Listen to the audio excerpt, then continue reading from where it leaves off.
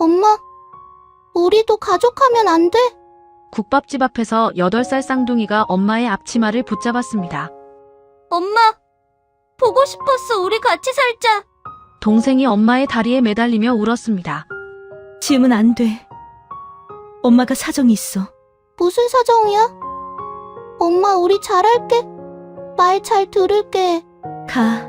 제발 그냥 가. 주머니에서 구겨진 돈을 꺼내 아이들 손에 쥐어주며 속삭였죠. 이거 가지고 가서 버스 타. 엄마가 나중에 꼭 찾아갈게. 그리고 문을 닫았습니다. 아이들은 닫힌 문 앞에서 한참을 울었지만 문은 다시 열리지 않았습니다. 대체 이 가족에게 무슨 일이 있었던 걸까요? 이야기 시작 전에 구독과 좋아요, 그리고 어디에서 보고 계신지 댓글로 남겨주시면 계신 곳에 행운이 깃들기를 바라겠습니다. 한수진과 한수빈은 쌍둥이 자매였습니다. 딱 3분 차이로 태어난 언니와 동생이었죠. 먼저 세상에 나온 수진이가 언니였지만 둘은 서로를 그냥 이름으로 불렀습니다. 누가 봐도 자매라기보다는 가장 친한 친구 같은 사이였어요. 생김새는 거울을 보는 것처럼 똑같았지만 성격만큼은 정반대였습니다. 언니 수진이는 어디서든 목소리가 제일 크고 씩씩한 아이였어요. 반면 동생 수빈이는 조용하고 겁이 많았지만 눈치가 빠르고 책 읽기를 좋아하는 아이였죠. 수빈이가 울고 있으면 수진이가 달려와서 눈물을 닦아주곤 했습니다. 수빈이를 괴롭히는 아이가 있으면 수진이가 앞장서서 싸워주기도 했어요. 그게 둘 사이의 약속 같은 것이었습니다. 아이들의 아버지 한상철 씨는 작은 인쇄소를 운영하고 있었습니다. 크게 돈을 버는 건 아니었지만 그래도 네 식구가 먹고 살기에는 충분했어요. 어머니 김순자 씨는 집에서 살림을 하며 아이들을 돌봤습니다. 부부 사이가 아주 좋은 건 아니었지만 그래도 평범한 가정이었죠. 아이들은 그게 영원할 줄 알았습니다. 그런데 아이들이 8살이 되던 해 집안에 큰일이 터졌습니다. 아버지가 친구의 빚보증을 섰는데 그 친구가 야반도주를 해버린 거예요. 억대가 넘는 빚이 고스란히 아버지에게 떠넘겨졌습니다. 하루아침에 인쇄소는 남의 손에 넘어갔고 집안은 쑥대밭이 됐죠. 빚쟁이들이 집에 찾아오기 시작했습니다. 처음에는 낮에만 왔는데 나중에는 밤에도 찾아왔어요. 현관문을 쾅쾅 두드리며 소리를 질렀습니다. 한상철 나와. 돈 갚아. 아이들은 그 소리가 무서워서 방 안에 숨었습니다. 이불을 뒤집어 쓰고 서로를 꼭 껴안은 채 떨었죠. 그럴 때마다 수진이가 수빈이의 귀를 막아주었습니다. 수빈아, 내가 노래 불러줄까? 아무 소리도 안 들리게 크게 불러줄게. 수진이는 아는 노래를 작은 목소리로 흥얼거렸어요. 수빈이는 언니의 품에 파고들며 눈을 꼭 감았습니다. 8살짜리 아이가 할 수 있는 건 그게 전부였으니까요. 집안 살림이 하나씩 사라지기 시작했습니다. 거실에 있던 TV가 없어졌고 그 다음엔 소파가 사라졌어요. 나중에는 밥솥까지 가져갔습니다. 어머니는 냄비에 밥을 지어서 아이들에게 주었어요. 반찬도 변변치 않았습니다. 김치하고 계란 하나가 전부인 날도 많았죠. 부모님의 싸움도 점점 심해졌습니다. 밤마다 고함 소리가 들려왔어요. 당신 때문에 애들까지 굶게 생겼어. 어머니가 소리쳤습니다. 나도 어쩔 수 없었어. 그 자식이 도망갈 줄 내가 어떻게 알았어. 아버지도 지지 않고 소리를 질렀죠. 아이들은 방문을 닫고 이불 속에 숨었습니다. 수진이는 수빈이를 꼭 안아주며 속삭였어요. 괜찮아. 금방 끝날 거야. 내가 여기 있잖아. 어느 날 밤이었습니다. 아이들이 잠든 줄 알고 부모님이 거실에서 이야기를 나눴어요. 그런데 수진이는 잠이 오지 않아서 문틈으로 그 대화를 엿들었습니다. 이혼하자. 이러다 애들 다 죽어. 어머니의 목소리였어요. 그래, 네가 애들 데려가. 아버지가 대답했습니다. 나한테 돈이 어딨어. 당장 살 곳도 없는데 애들을 어떻게 데려가. 어머니의 목소리가 갈라졌어요. 그럼 일단 네가 나가. 자리 잡히면 애들 데려가든지 해. 아버지가 내뱉듯이 말했습니다. 수진이는 그 대화를 듣고 가슴이 철렁 내려앉았습니다. 눈물이 흘렀지만 소리는 내지 않았어요. 입술을 꽉 깨물고 이불 속으로 다시 들어갔습니다. 옆에서 자고 있는 수빈이의 얼굴을 바라보며 생각했죠. 수빈이한테는 말하면 안 돼. 수빈이가 알면 너무 슬퍼할 거야. 며칠 뒤 어머니가 짐을 쌌습니다. 캐리어 하나에 옷 몇 벌만 넣었어요. 아이들이 학교에 가기 전 아침이었습니다. 수빈이가 어머니의 캐리어를 보고 물었어요. 엄마, 어디가? 어머니는 대답하지 못하고 고개를 돌렸습니다. 수빈이가 어머니의 다리를 붙잡았어요. 나도 데려가. 엄마, 나도 같이 가. 눈물이 볼을 타고 흘러내렸습니다. 어머니도 울고 있었어요. 떨리는 손으로 수빈이의 손을 하나씩 떼어내며 말했습니다. 엄마가 자리 잡으면 꼭 데리러 올게. 조금만 기다려. 응. 수진이는 울지 않았습니다. 그냥 어머니를 바라보고 있었어요. 어머니가 수진이에게 말했습니다. 수진아, 동생 잘 챙겨. 언니잖아. 수진이는 고개만 끄덕였어요. 목소리가 나오지 않았거든요. 어머니가 현관문을 열고 나갔습니다. 문이 닫히는 소리가 유난히 크게 들렸어요. 수빈이가 대문 앞까지 뛰어나가 울었습니다. 엄마, 가지마. 엄마. 하지만 어머니는 뒤돌아보지 않았어요. 골목 끝으로 사라질 때까지 한 번도요. 수진이가 수빈이에게 다가가 손을 잡았습니다. 울지 마, 수빈아. 엄마가 금방 온대잖아. 조금만 기다리면 돼. 수진이는 웃으려고 애썼어요. 하지만 잡은 손이 떨리고 있다는 걸 수빈이는 알았습니다. 어머니가 떠난 뒤 집은 더 빠르게 무너져 내렸습니다. 아버지는 술을 마시기 시작했어요. 아침부터 술병을 붙잡고 있는 날도 있었습니다. 아이들이 배고프다고 해도 대꾸조차 하지 않았죠. 냉장고는 텅 비어 있었고 전기세가 밀려서 어느 날 갑자기 불이 나갔습니다. 한겨울인데 보일러도 돌아가지 않았어요. 아이들은 이불을 뒤집어 쓰고 서로를 껴안은 채 밤을 보냈습니다. 수진이는 학교 급식 시간에 빵을 몰래 주머니에 넣었습니다. 집에 와서 수빈이랑 반씩 나눠 먹었어요. 수빈이가 미안하다고 했습니다. 언니, 나 때문에 미안해. 나도 뭔가 하고 싶은데 아무것도 못해서. 수진이가 씩씩하게 웃으며 대답했어요. 뭐가 미안해, 바보야. 우리 둘이잖아. 둘이 먹으면 배부른 거야. 그렇게 하루하루가 지나갔습니다. 어머니는 돌아오지 않았고 아버지는 점점 더 술에 빠져들었어요. 아이들은 서로의 손을 잡고 버텼습니다. 언제까지 이렇게 살아야 하는지, 엄마는 언제 데리러 오는지. 아무것도 알 수 없었지만 그래도 둘이 함께라면 괜찮을 거라고 믿었어요. 수진이가 어느 날 밤 수빈이에게 속삭였습니다. 수빈아, 우리 엄마 찾아가자. 수빈이가 눈을 동그랗게 뜨며 물었어요. 엄마? 엄마가 어디 있는데? 수진이가 작은 목소리로 대답했습니다. 나 알아. 아빠 핸드폰에서 봤어. 엄마가 국밥집에서 일한대. 수빈이의 눈에 희망이 번졌습니다. 진짜? 우리 가면 엄마가 데려가 줄까? 수진이가 고개를 끄덕였어요. 당연하지. 엄마는 우리 엄마잖아. 우리가 가면 분명 기뻐할 거야. 그날 밤 두 아이는 내일을 기다리며 눈을 감았습니다. 내일이면 엄마를 만날 수 있다는 생각에 가슴이 두근거렸어요.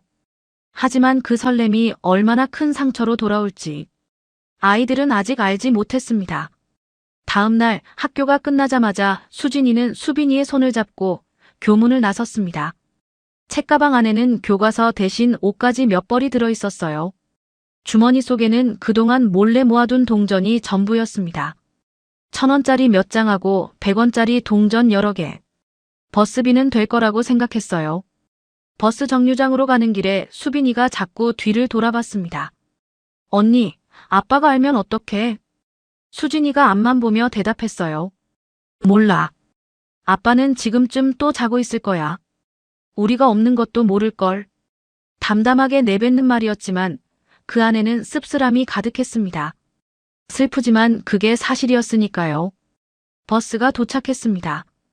두 아이는 조심스럽게 버스에 올라탔어요. 수진이가 쥐고 있던 동전을 요금함에 넣었습니다.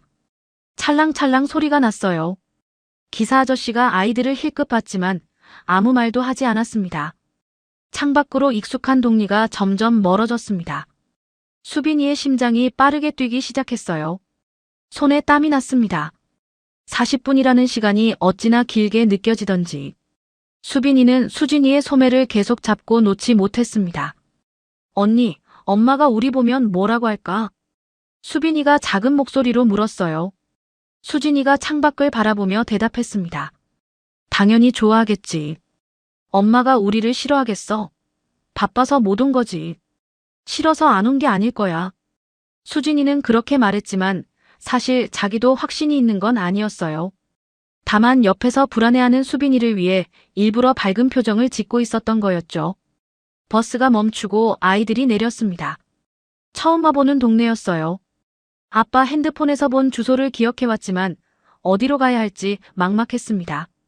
골목길이 미로처럼 이어져 있었거든요. 두 아이는 손을 꼭 잡고 골목을 헤맸습니다. 지나가는 어른한테 물어볼까 했지만 용기가 나지 않았어요. 한참을 걷다가 수진이가 먼저 발걸음을 멈췄습니다. 골목 끝에 작은 가게가 보였거든요. 낡은 간판에 진순이네 국밥이라고 적혀 있었습니다. 수빈아, 저기다. 수진이가 수빈이의 손을 더 꽉 잡으며 말했어요. 유리문 너머로 안이 보였습니다. 앞치마를 두른 여자가 분주하게 움직이고 있었어요. 국을 퍼주고 테이블을 닦고 손님에게 인사하고. 그 여자가 엄마였습니다. 사실 엄마는 빚쟁이를 피해 도망친 후 빚을 조금 갚아주기로 한 돈 많은 남자에게 몸을 의탁하게 되었습니다. 그 남자 집에 들어가 살면 최소한의 형편은 나아질 거라고 생각했어요. 그러면 아이들한테 몰래 돈이라도 보내줄 수 있을 거라고요. 하지만 현실은 달랐습니다. 그 남자는 엄마에게 용돈 한 푼 주지 않았어요. 집안일만 하라고 했지 돈은 쥐어주지 않았습니다. 아이들에게 돈을 보내려면 스스로 벌어야 했어요. 그래서 그 남자 몰래 국밥집에서 일하고 있었던 겁니다. 친정 어머니 병원비 보태준다고 거짓말을 하면서요. 두 아이는 국밥집 앞에 한참을 서 있었습니다. 들어갈까 말까 망설였어요. 그때 안에서 일하던 엄마가 고개를 들었습니다. 유리문 너머로 두 아이의 모습이 눈에 들어왔어요. 엄마의 얼굴이 하얗게 질렸습니다. 손에 들고 있던 행주를 떨어뜨렸어요. 허둥지둥 밖으로 나온 엄마가 아이들 앞에 쪼그려 앉았습니다. 떨리는 목소리로 물었어요. 너희 여기 어떻게 온 거야? 누가 데려다 준 거야? 아빠가 알아. 수진이가 고개를 저으며 대답했습니다. 아빠는 몰라. 우리끼리 버스 타고 왔어. 버스를? 둘이서? 엄마의 눈에 눈물이 그렁그렁 맺혔어요. 하지만 금방 주위를 둘러보며 불안한 표정을 지었습니다. 혹시라도 아는 사람이 볼까봐 두려웠던 거예요. 수빈이가 엄마의 손을 꼭 잡았어요. 엄마, 보고 싶었어. 우리 엄마랑 같이 살면 안 돼. 수빈이의 목소리가 떨렸습니다. 아빠는 맨날 술만 마셔. 밥도 안 해줘. 집에 먹을 것도 없어. 엄마의 눈에서 눈물이 뚝 떨어졌습니다. 아이의 손을 잡은 엄마의 손도 부들부들 떨리고 있었어요. 하지만 엄마는 입술을 악물며 고개를 저었습니다. 안 돼. 지금은 안 돼. 엄마가 사정이 있어서 그래. 수진이가 한 발짝 다가서며 물었어요. 무슨 사정이야? 엄마, 우리 잘할게. 말 잘 들을게.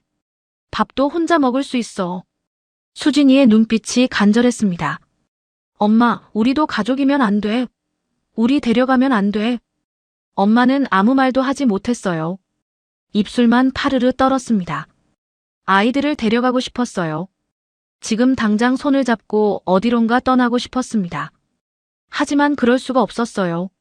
재혼한 남편에게 전 남편과의 사이에서 낳은 아이들이 있다는 게 들키면 안 됐습니다. 그게 알려지면 당장 쫓겨날 게 뻔했어요. 지금 하는 이 국밥집 일도 남편 몰래 하는 건데 아이들까지 데려가면 모든 게 무너지는 거였습니다. 그러면 아이들에게 돈 한 푼 보내줄 수가 없어요.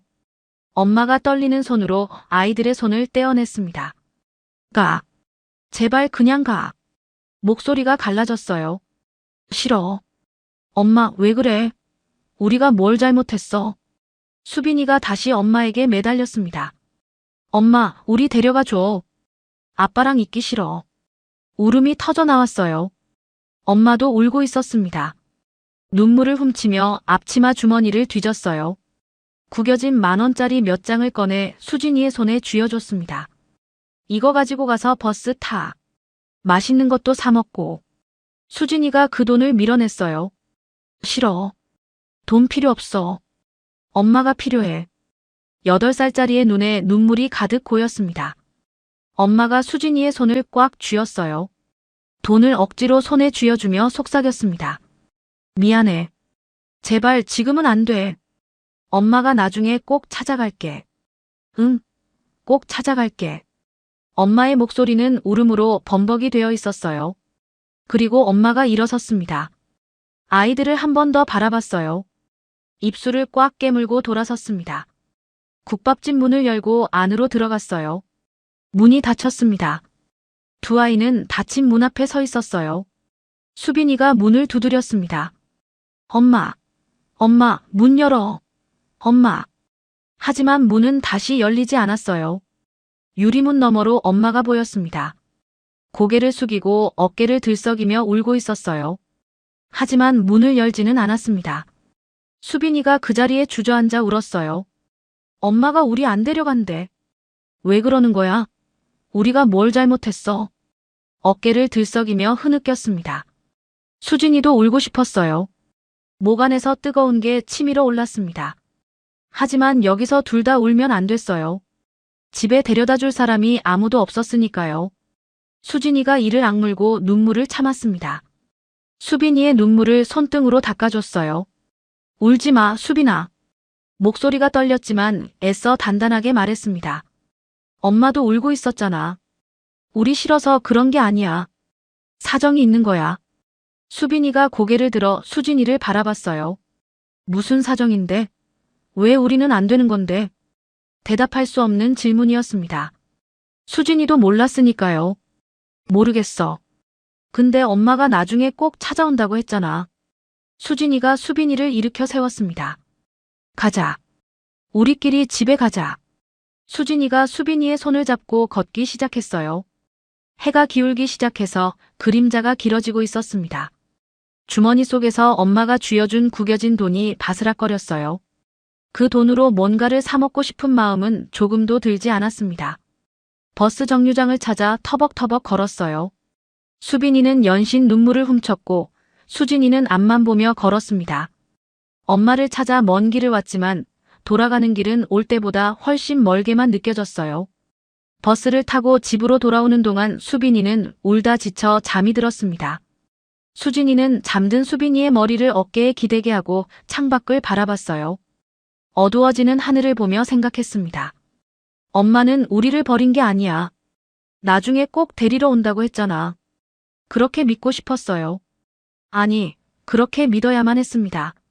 집에 도착했을 때 아버지는 술에 취해 거실 바닥에 누워 있었어요.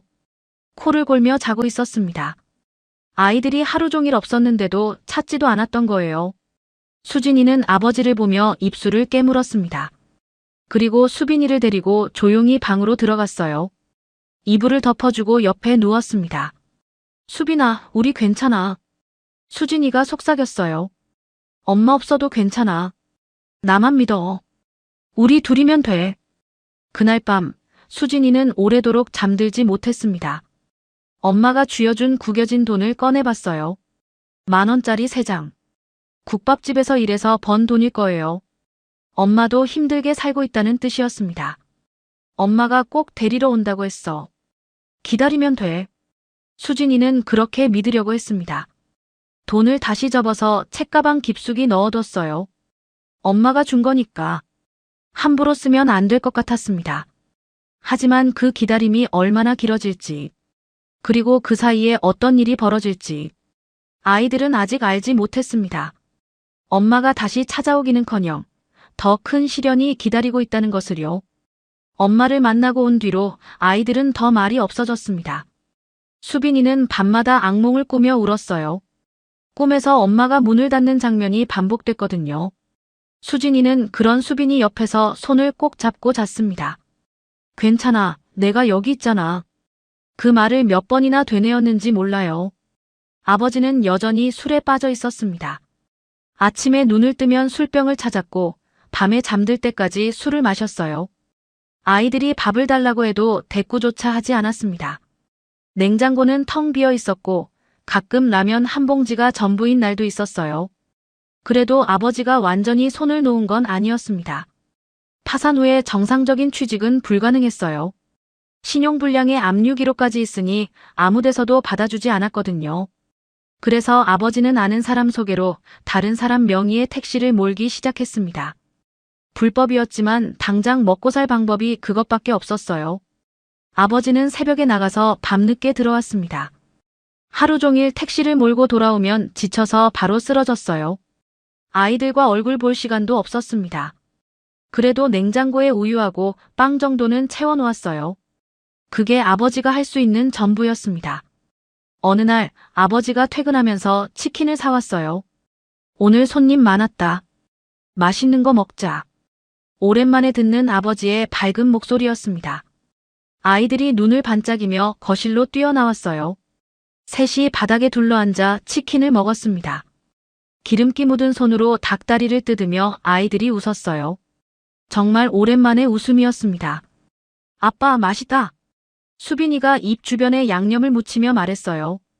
아버지가 수빈이의 입가를 휴지로 닦아주며 웃었습니다. 그래, 많이 먹어. 수진이가 닭다리를 먹으며 물었어요. 아빠, 우리 이렇게 계속 살 수 있어? 갑자기 분위기가 조용해졌습니다. 아버지가 수진이를 바라봤어요. 그럼 아빠가 열심히 벌면 돼. 걱정 마. 아버지가 수진이의 머리를 쓸어주며 말했습니다. 조금만 기다려. 빚 갚고 나면 다 나아질 거야. 아이들은 그 말을 믿었어요. 아니, 믿고 싶었습니다. 아빠가 열심히 일하면 언젠가는 나아질 거라고요. 그날 밤 아이들은 오랜만에 배불리 먹고 잠이 들었습니다. 그로부터 일주일 뒤였어요. 평범한 화요일 오후였습니다. 수진이와 수빈이는 학교에서 수업을 듣고 있었어요. 갑자기 담임 선생님이 교실 문을 열고 들어왔습니다. 수진이를 불렀어요. 한수진, 잠깐 나와볼래? 선생님의 표정이 심상치 않았습니다. 수진이가 복도로 나가자 선생님이 조심스럽게 말했어요. 수진아, 아버지께서 사고를 당하셨대. 지금 병원으로 가봐야 할 것 같아. 수진이의 머릿속이 하얘졌습니다. 사고라니요? 아침에 멀쩡하게 나가셨는데. 수진이가 수빈이를 데리고 병원으로 달려갔습니다. 택시를 타고 가는 동안 수빈이가 계속 물었어요. 언니, 아빠 괜찮아? 아빠 괜찮은 거지? 수진이는 대답할 수가 없었습니다. 자기도 무서웠으니까요. 병원 응급실 앞에 도착했습니다. 흰 가운을 입은 의사가 나와 있었어요. 수진이가 달려가서 물었습니다. 저희 아빠요. 한상철이요. 어디 있어요? 의사가 아이들을 보더니 잠깐 멈칫했어요. 그리고 조심스럽게 입을 열었습니다. 보호자분이신가요? 네, 저희 아빠요. 아빠 어디 있어요? 의사가 깊은 한숨을 쉬었습니다. 최선을 다했지만 죄송합니다. 그 말이 무슨 뜻인지 바로 이해가 되지 않았어요. 수빈이가 수진이의 손을 잡으며 물었습니다. 언니, 무슨 소리야? 아빠가 어떻게 됐다는 거야? 의사가 설명해 줬습니다. 졸음운전을 하던 트럭이 중앙선을 넘어서 아버지의 택시를 들이받았대요. 아버지는 현장에서 의식을 잃었고 병원으로 옮겨졌지만 끝내 깨어나지 못했습니다. 수빈이가 무릎부터 꺾이며 바닥에 주저앉았어요. 아빠, 아빠. 말이 나오지 않았습니다. 울음만 터져 나왔어요. 수진이는 멍하니 서 있었습니다. 눈앞이 깜깜했어요. 일주일 전에 치킨 먹으면서 웃었는데, 걱정 말라고 다 나아질 거라고 했는데, 그게 마지막이었다니. 장례식장은 썰렁했습니다. 조문객이 거의 없었어요. 아버지의 친구라던 사람들은 빚 때문에 연락이 끊긴 지 오래였거든요. 친척이라고 할 만한 사람도 없었습니다. 외삼촌이 한 명 있다고 들었는데 연락이 닿지 않았어요. 수진이가 엄마에게 전화를 해봤습니다. 하지만 번호가 바뀌어 있었어요. 아빠 핸드폰에 저장된 번호로 걸어도 연결이 되지 않았습니다. 엄마는 장례식장에 오지 않았어요. 이틀 동안 아이들은 장례식장 구석에 앉아 있었습니다. 조문객도 없이 텅 빈 빈소를 지켰어요. 장례식장 직원들이 불쌍하다는 듯이 아이들을 바라봤습니다. 밥이라도 먹으라고 김밥을 가져다 줬어요. 장례가 끝나고 며칠 뒤 보험회사에서 사람이 찾아왔습니다. 아버지의 사고 보상금에 대한 이야기였어요. 하지만 결과는 참담했습니다. 아버지가 다른 사람 명의로 택시를 운행했기 때문에 문제가 생긴 거예요. 원래 회사에서 일하는 기사가 사고를 당하면 회사 보험으로 보상금이 나옵니다. 그런데 아버지는 정식 직원이 아니었어요. 불법으로 명의를 빌려서 운행한 거였거든요. 그래서 회사 보상금은 한 푼도 나오지 않았습니다. 그러면 저희는 아무것도 못 받는 건가요? 수진이가 떨리는 목소리로 물었어요. 8살짜리가 어른들 앞에서 이런 이야기를 하고 있었습니다. 보험회사 직원이 난처한 표정을 지었어요. 가해자 측 보험에서 합의금이 나올 수는 있어요. 하지만 금액이 크지 않을 겁니다.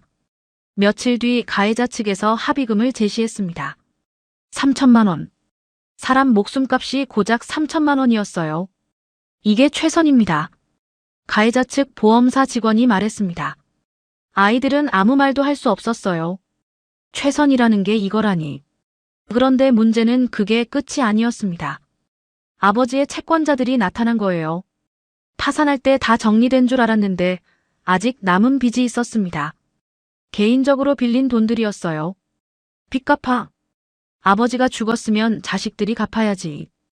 험악한 얼굴의 남자들이 장례식장에까지 찾아왔습니다. 아이들은 무서워서 벽 쪽으로 물러섰어요. 다행히 동사무소에서 나온 사회복지사가 도와줬습니다. 변호사랑 상담을 하게 해줬어요. 변호사가 아이들에게 설명해줬습니다. 상속을 받으면 재산도 받지만 빚도 함께 받게 돼요. 지금 아버지의 빚이 합의금보다 많아서 상속을 받으면 오히려 빚을 떠안게 됩니다. 상속 포기를 하는 게 나을 것 같아요. 상속 포기. 그 말이 무슨 뜻인지 아이들은 정확히 몰랐어요. 그냥 아빠가 남긴 것도 못 받고 대신 빚도 안 갚아도 된다는 거라고 이해했습니다. 그러면 저희한테 남는 건 아무것도 없는 건가요? 수진이가 물었어요. 변호사가 고개를 끄덕였습니다. 미안하지만 그렇게 되네요. 합의금 3천만 원은 전부 아버지의 빚 갚는 데 쓰였습니다. 그래도 빚이 조금 남았지만 상속 포기를 했으니 아이들에게 넘어오지는 않았어요. 그게 유일한 다행이었습니다. 장례가 끝나고 아이들은 집으로 돌아왔습니다. 그런데 집에 들어갈 수가 없었어요. 현관문에 빨간 딱지가 붙어 있었거든요. 경매로 넘어갔다는 내용이었습니다. 언니, 우리 이제 어디로 가? 수빈이가 수진이의 손을 잡으며 물었어요. 수진이는 대답할 수가 없었습니다. 엄마도 없고 아빠도 없고 이제 집도 없어졌으니까요. 사회복지사가 아이들을 데리고 동사무소로 갔습니다. 서류를 작성하고 여기저기 전화를 돌렸어요. 아이들은 플라스틱 의자에 앉아서 기다렸습니다. 한참 뒤에 복지사가 아이들에게 말했어요. 보육원에 자리가 났대. 거기로 가면 지낼 곳은 있을 거야. 보육원. 그 단어를 듣는 순간 수빈이의 눈에 눈물이 고였습니다.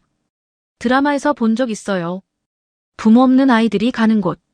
자기들이 그렇게 되는 건가요? 수진이가 수빈이의 손을 꽉 잡았습니다. 괜찮아, 수빈아. 무서워하지 마. 목소리가 떨렸지만 애써 단단하게 말했어요. 우리 둘이잖아. 둘이 같이 가면 괜찮아. 복지사가 아이들을 차에 태웠습니다. 차창 밖으로 익숙한 동리가 멀어져 갔어요. 학교도 놀이터도 친구들도 다 뒤로 사라졌습니다. 수빈이가 창밖을 바라보며 울었어요.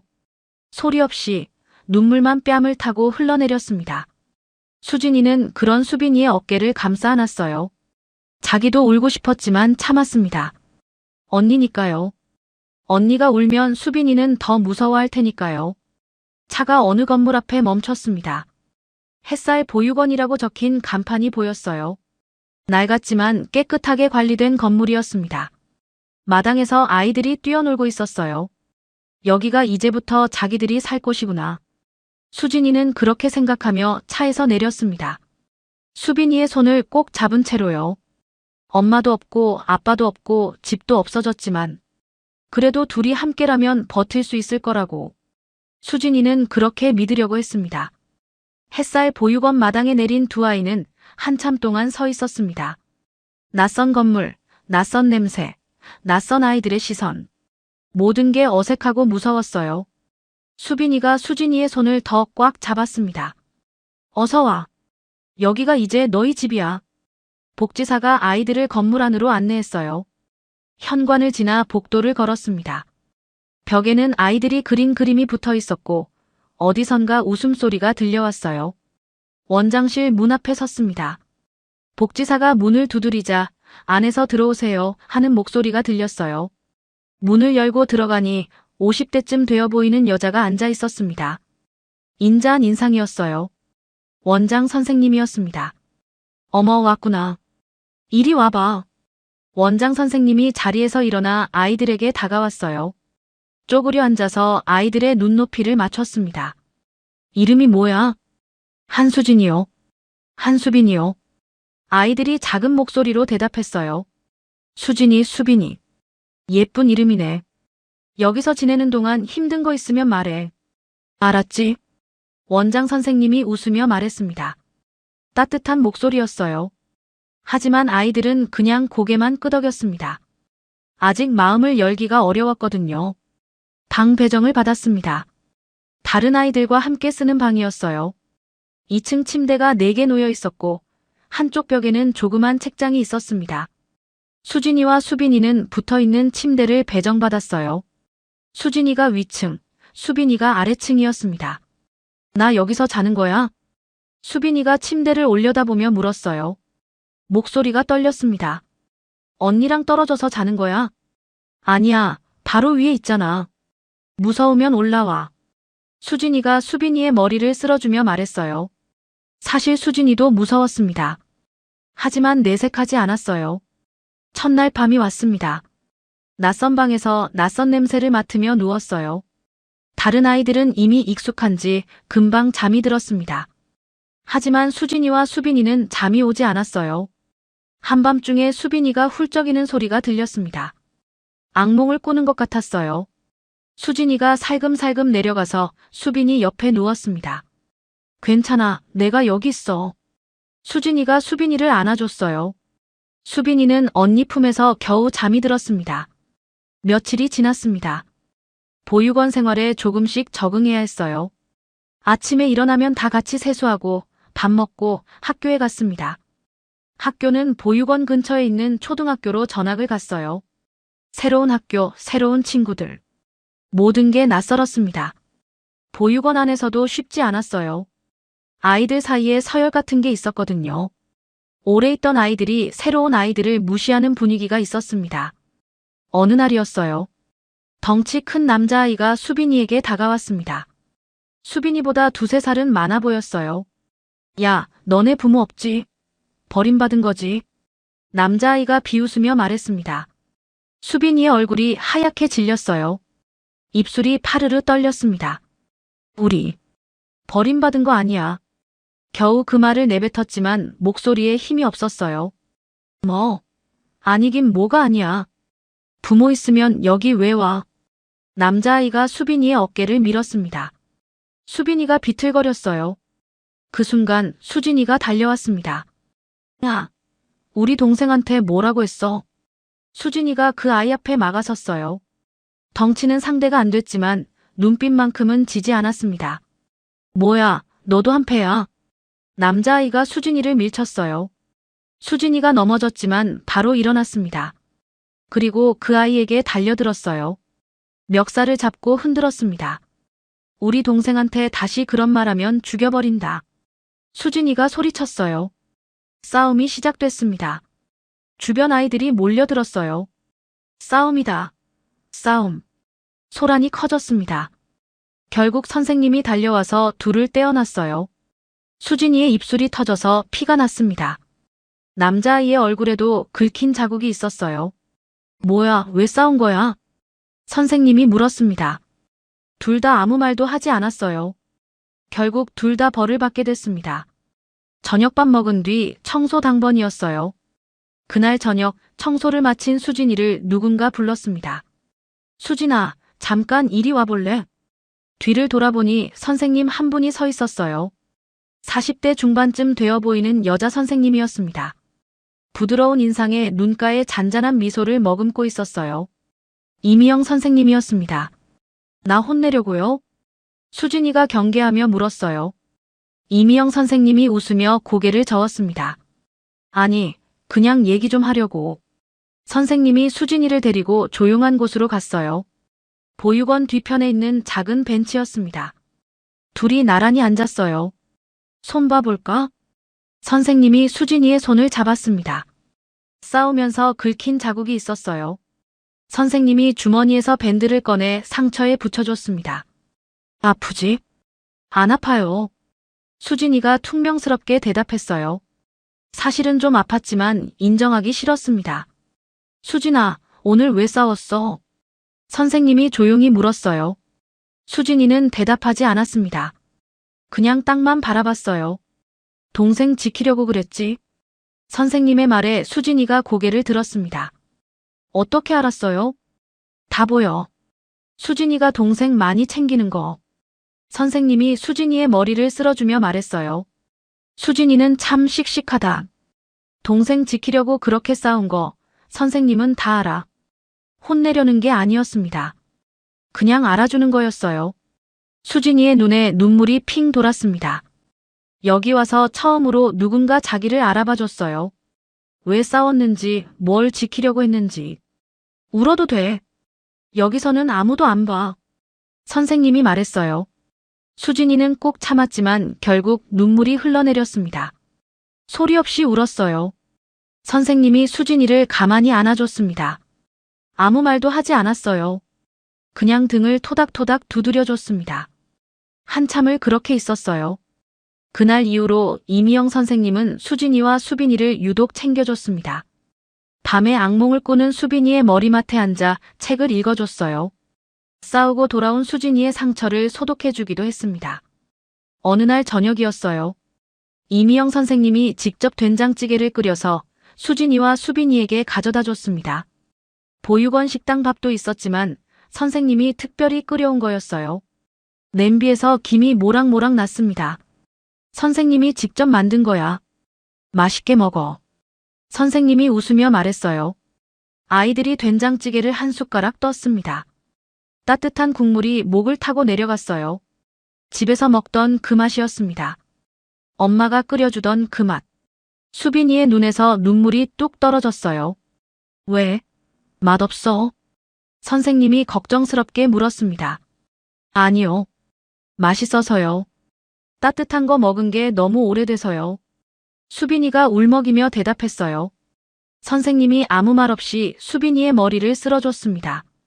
수진이도 국물을 마시며 슬쩍 눈물을 훔쳤어요. 씩씩한 수진이도 따뜻한 밥 앞에서는 어쩔 수 없는 아이였습니다. 선생님, 우리 같은 애들도 행복해질 수 있어요? 수빈이가 숟가락을 내려놓으며 물었어요. 갑자기 나온 질문이었습니다. 선생님이 잠깐 생각하더니 웃으며 대답했어요. 그럼. 당연하지. 어떡해요? 우리는 엄마도 없고 아빠도 없는데. 선생님이 수빈이의 손을 잡았습니다. 수빈아, 행복은 누가 주는 게 아니야. 네가 만드는 거야. 내가 만들어요? 그래. 수빈이는 똑똑하잖아. 열심히 하면 분명 행복해질 수 있어. 그 말이 수빈이의 마음속에 깊이 새겨졌습니다. 행복은 누가 주는 게 아니라 내가 만드는 거라고. 수빈이는 그 말을 평생 잊지 않았어요. 며칠 뒤 원장 선생님이 수진이와 수빈이를 불렀습니다. 너희한테 좋은 소식이 있어. 원장 선생님이 웃으며 말했어요. 뭔데요? 수진이가 물었습니다. 매달 너희한테 후원금이 들어와. 익명으로. 익명이요? 누군지 몰라요? 수빈이가 눈을 동그랗게 떴어요. 응, 이름을 안 밝히셨어. 하지만 너희 둘을 지정해서 보내는 분이 계셔. 원장 선생님이 설명해 줬습니다. 수진이와 수빈이는 서로를 바라봤어요. 누가 자기들한테 돈을 보내주는 걸까요? 아는 사람이 없는데. 혹시 엄마일까요? 그 돈으로 너희 학용품도 사고 필요한 것도 살 수 있어. 감사한 일이지. 원장 선생님이 말했어요. 그 후원금 덕분에 아이들은 새 책가방도 샀고 학원도 다닐 수 있게 됐습니다. 수빈이는 공부에 재능이 있었어요. 학원에 다니면서 성적이 쑥쑥 올랐습니다. 수진이는 공부보다는 몸 쓰는 게 좋았지만 그래도 동생이 잘 되는 게 기뻤어요. 언니, 이 돈 누가 보내는 걸까? 어느 날 밤 수빈이가 물었어요. 모르겠어. 근데 고마운 사람이지. 수진이가 대답했습니다. 혹시 엄마 아닐까? 수빈이가 조심스럽게 말했어요. 수진이는 대답하지 않았습니다. 자기도 그 생각을 했거든요. 하지만 확신할 수 없었어요. 이미영 선생님이 아이들에게 말해줬습니다. 누군지 몰라도 너희를 생각하는 사람이 있다는 거야. 그게 중요한 거야. 수진이는 그 말을 마음에 새겼습니다. 누군가 자기들을 지켜보고 있다는 거.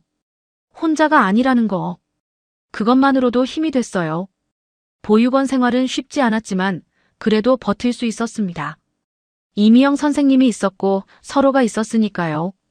수진이는 수빈이를 지켜줬고 수빈이는 열심히 공부했습니다. 둘이 함께라면 어떤 일도 이겨낼 수 있다고 믿었어요. 그렇게 시간이 흘렀습니다.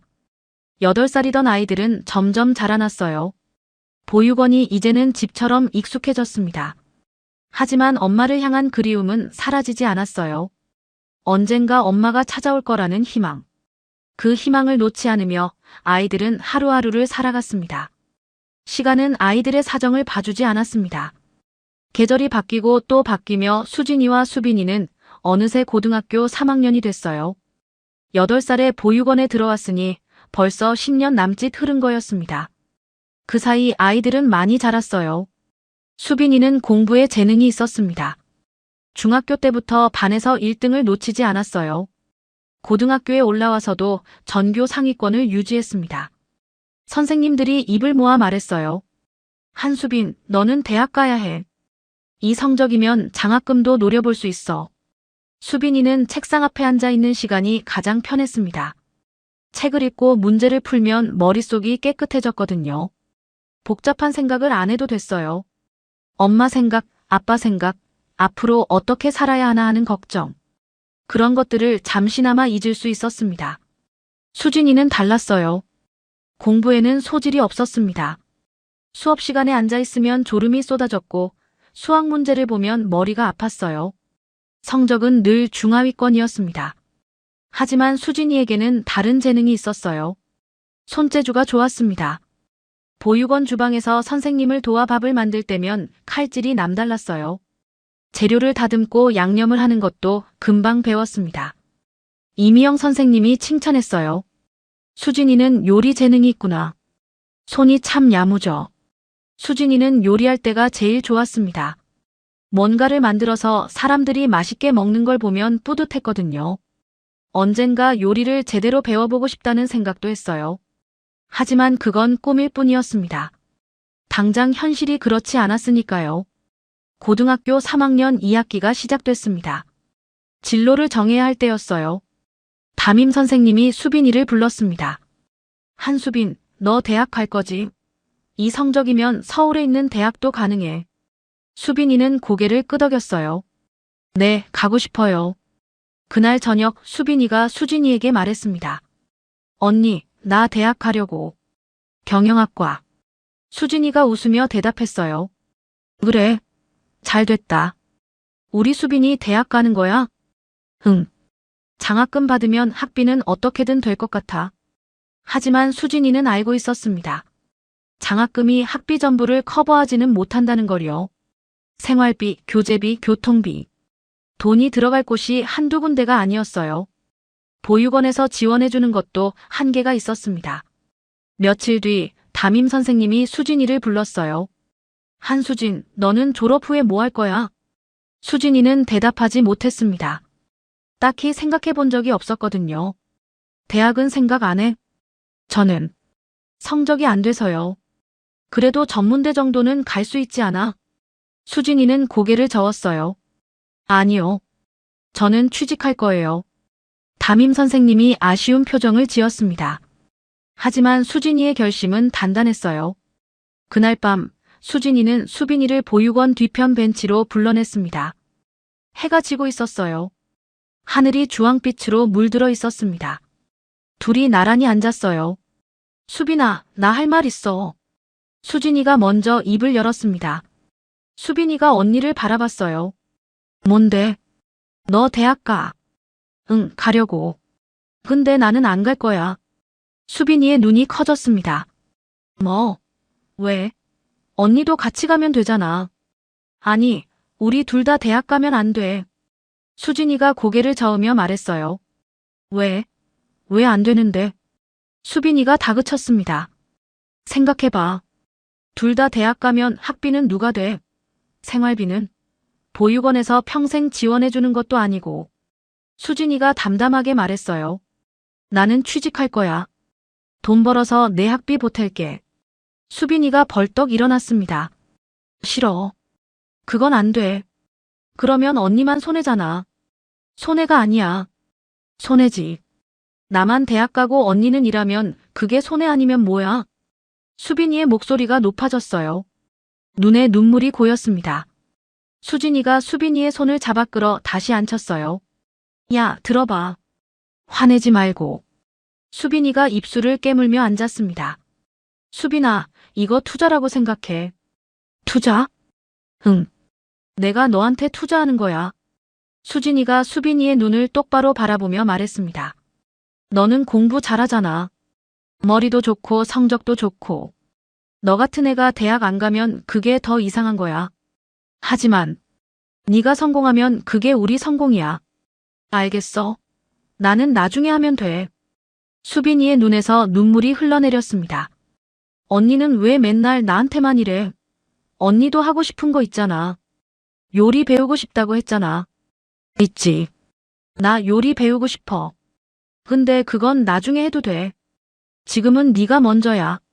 수빈이가 고개를 숙이고 울었어요. 어깨가 들썩였습니다. 나 때문에. 언니가 희생하는 거잖아. 수진이가 수빈이의 등을 토닥이며 말했어요. 희생 아니야. 선택이야. 내가 선택하는 거야. 그래도. 야, 바보야. 우리 둘이잖아. 둘이 다 힘든 것보다 한 명이 먼저 일어나서 다른 한 명 끌어올리는 게 낫잖아. 수빈이가 고개를 들어 수진이를 바라봤습니다. 진짜. 괜찮아. 당연하지. 대신 약속해. 뭘? 네가 성공하면 나한테 밥 사줘. 비싼 거로. 수진이가 웃으며 말했어요. 수빈이도 눈물을 닦으며 웃었습니다. 알았어. 약속할게. 언니 꼭 요리 학원 보내줄게. 수진이가 새끼손가락을 내밀었어요. 약속. 수빈이도 새끼손가락을 걸었습니다. 약속. 그날 밤 둘은 오래도록 벤치에 앉아 있었어요. 별이 하나둘 떠오르는 하늘을 바라보며 앞으로 어떻게 될지는 몰랐지만 둘이 함께라면 해낼 수 있을 거라고 믿었습니다. 졸업이 다가왔습니다. 수빈이는 서울에 있는 대학 경영학과에 합격했어요. 성적이 좋아서 반액 장학금도 받았습니다. 이미영 선생님이 눈물을 글썽이며 축하해줬어요. 수빈아, 정말 대단하다. 선생님이 얼마나 자랑스러운지 몰라. 수진이도 졸업했습니다. 대학에 가지 않았어요. 바로 취직을 했습니다. 보육원을 퇴소하고 자립해야 하는 터라 다행히 식당에 딸린 작은 단칸방에서 먹고 자며 방세를 아낄 수 있는 곳이었어요. 주방 보조로 시작했습니다. 첫 출근 날 수진이는 새벽 5시에 일어났어요. 식당에 6시까지 가야 했거든요. 앞치마를 두르고 주방에 들어갔습니다. 설거지, 재료 손질, 청소. 안 해본 일이 없었어요. 하루 종일 서서 일했습니다. 다리가 퉁퉁 붓고 허리가 아팠어요. 하지만 불평하지 않았습니다. 이게 수빈이를 위한 거니까요. 첫 월급을 받은 날이었습니다. 180만 원. 수진이는 그 돈을 보며 한참을 생각했어요. 자기가 쓸 돈은 얼마나 남겨야 할까? 결국 50만 원만 남기고 나머지는 전부 수빈이에게 보냈습니다. 통장으로 이체하고 나서 수빈이에게 전화했어요. 야, 나 월급 받았어. 돈 보냈으니까 확인해. 수빈이가 통장을 확인하고는 기겁했습니다.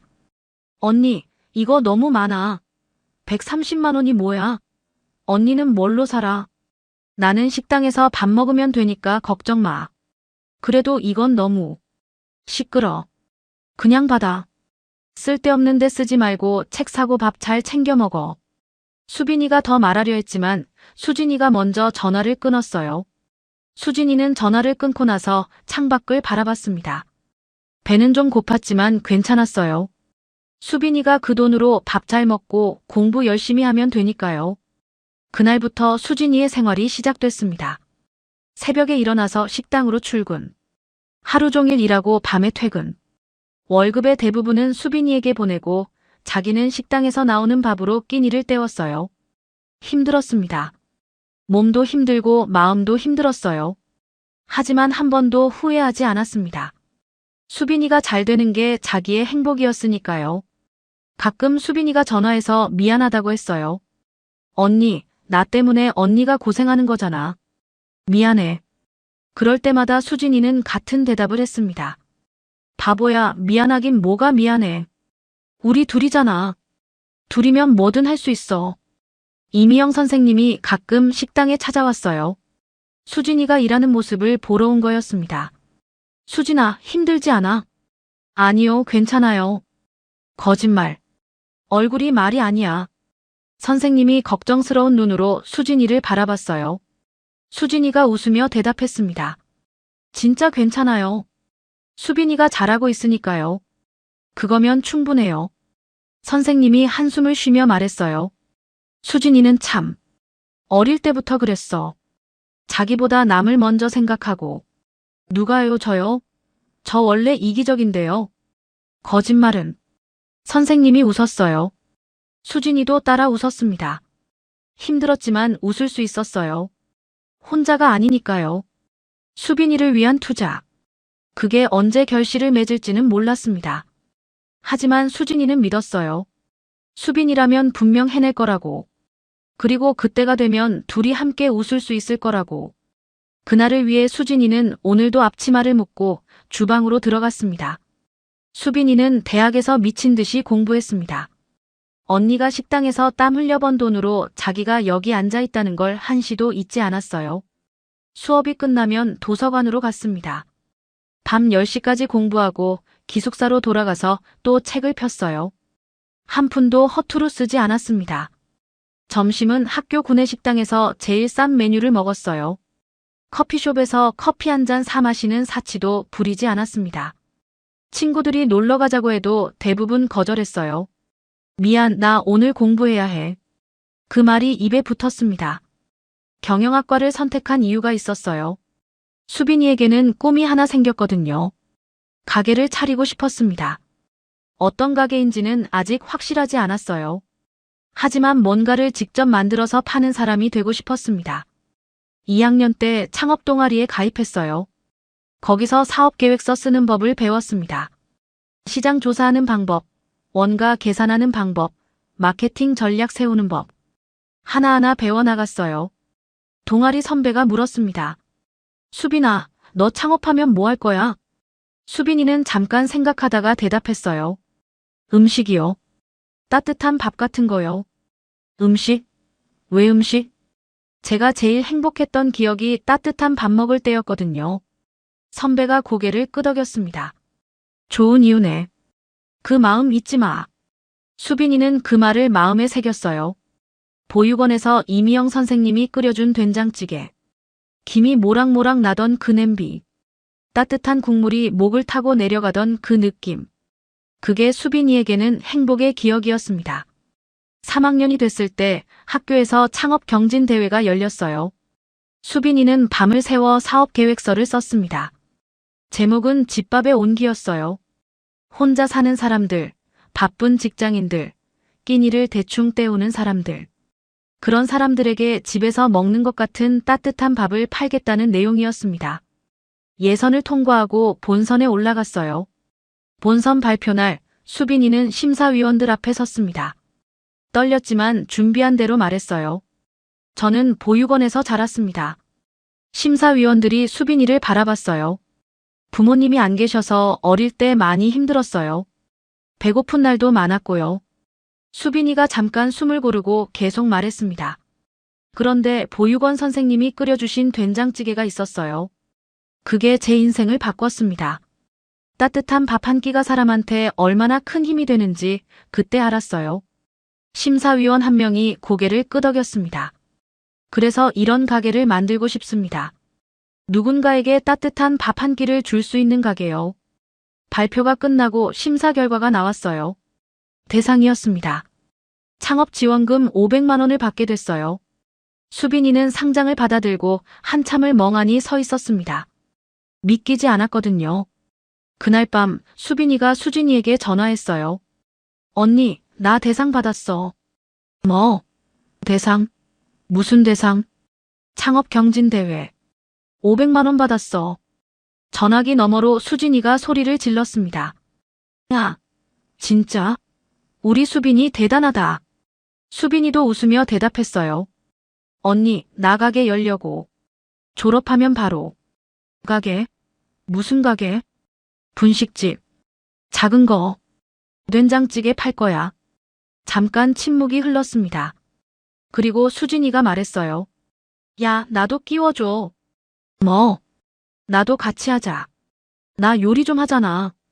네가 운영하고 내가 주방 맡으면 되잖아. 수빈이의 눈에 눈물이 고였습니다. 언니 진짜? 같이 해줄 거야? 당연하지. 우리 둘이잖아. 둘이 하면 뭐든 되는 거 알잖아.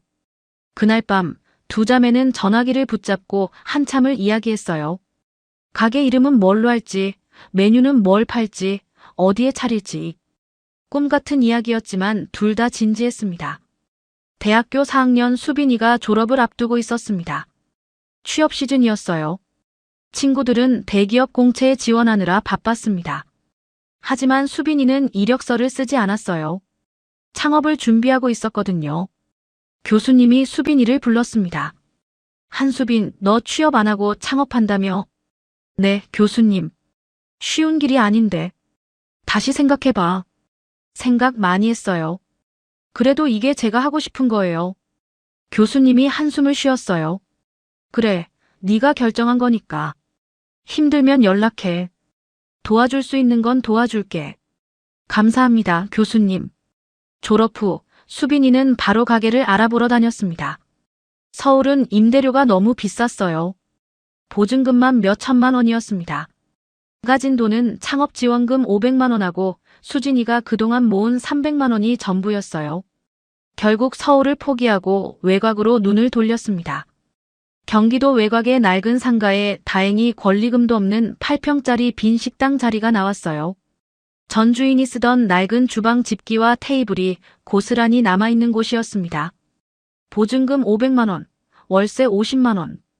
보증금을 빼고 남은 돈으로 꾸역꾸역 시작할 수 있었어요. 가게 안에 들어가 보니 조금은 허전했습니다.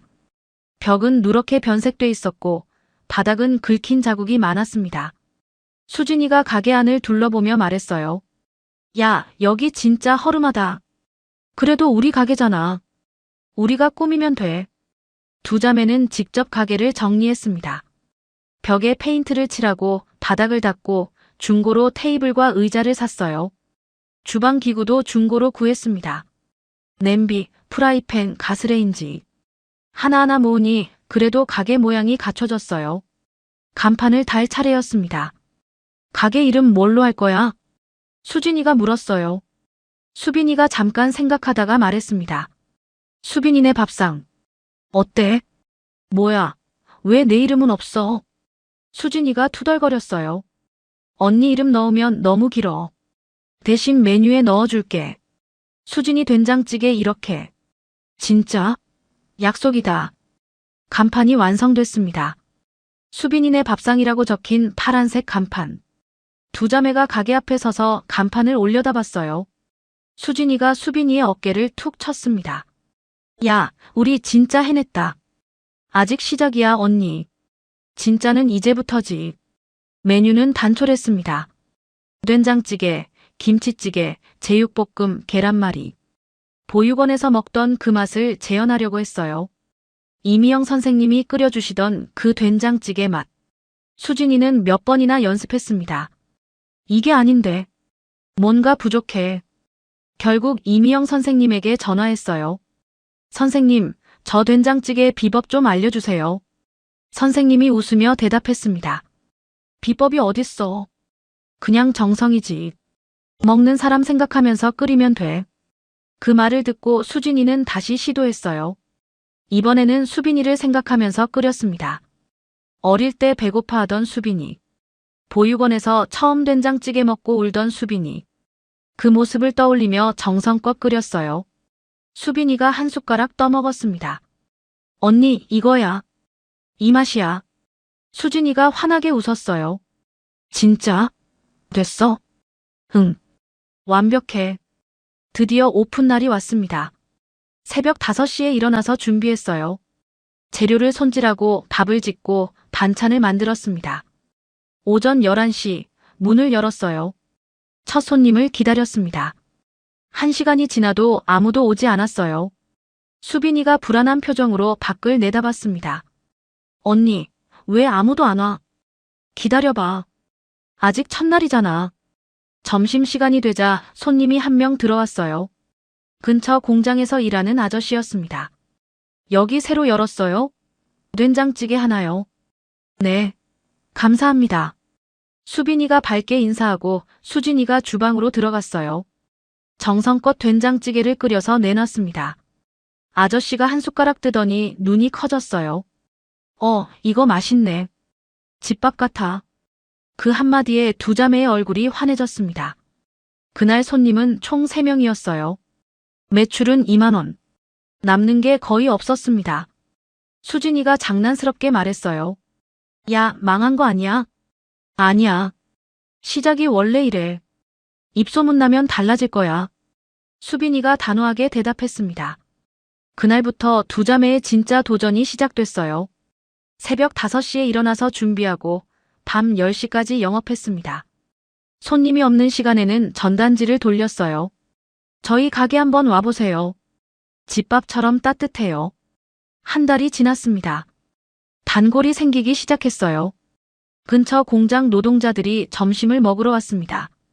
여기 된장찌개 진짜 맛있어. 집에서 먹는 것 같아. 가격도 착하고. 입소문이 조금씩 퍼졌어요.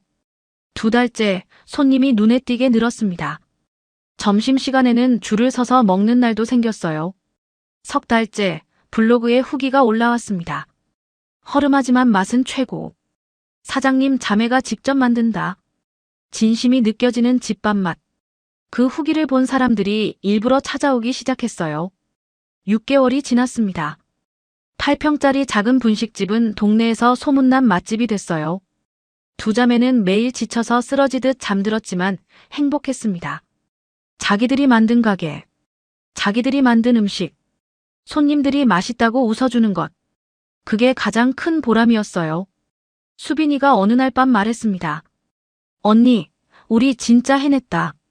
아직 멀었어. 더 커져야지. 수진이가 웃으며 대답했어요. 근데 시작은 한 거잖아.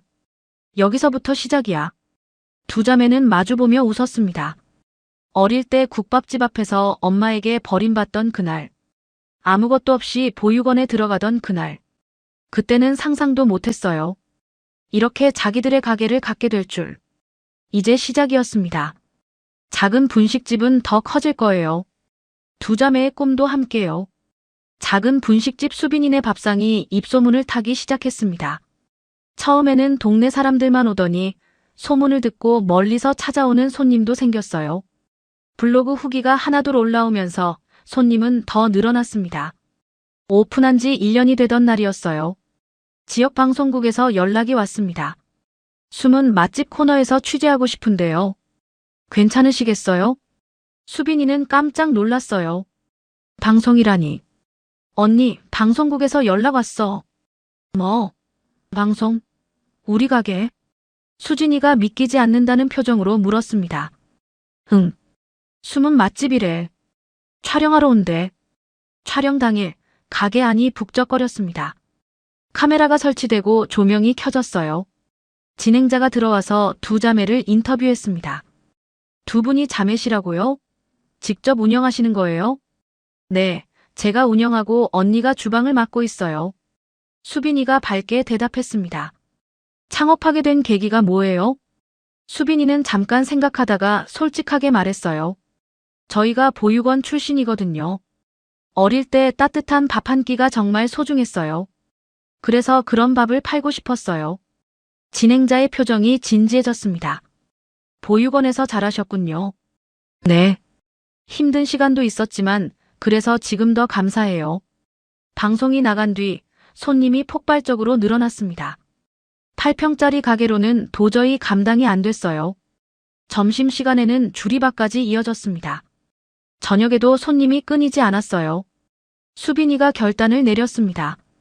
언니, 2호점 내자. 뭐? 벌써? 감당이 안 돼.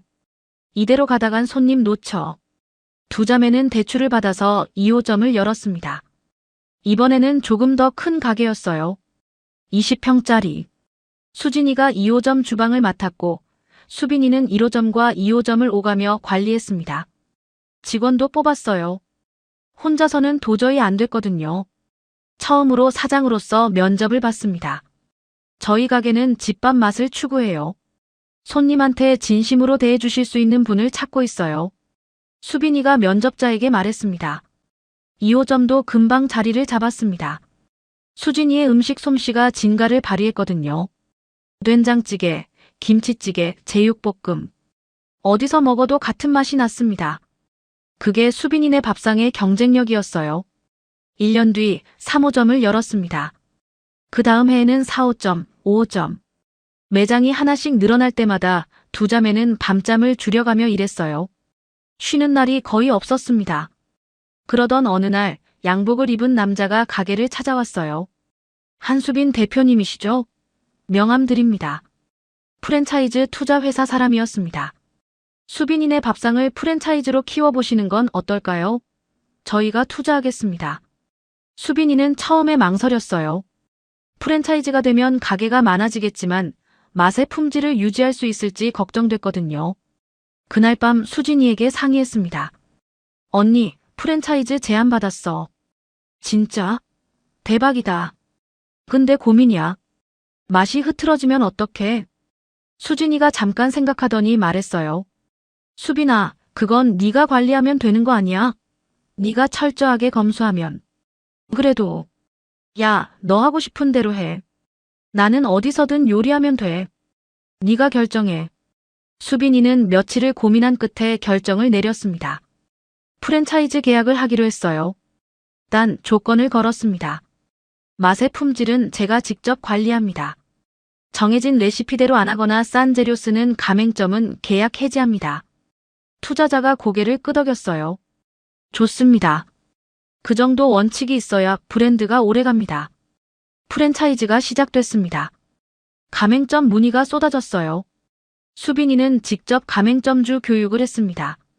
주방에서 수진이와 함께 조리법을 가르쳤어요. 된장은 이 비율로 풀어야 해요. 끓는 시간도 중요해요. 대충 하면 맛이 달라져요. 수진이가 직접 시범을 보이며 설명했습니다. 3년이 지났습니다. 수빈이네 밥상은 전국 50개 매장을 가진 프랜차이즈가 됐어요.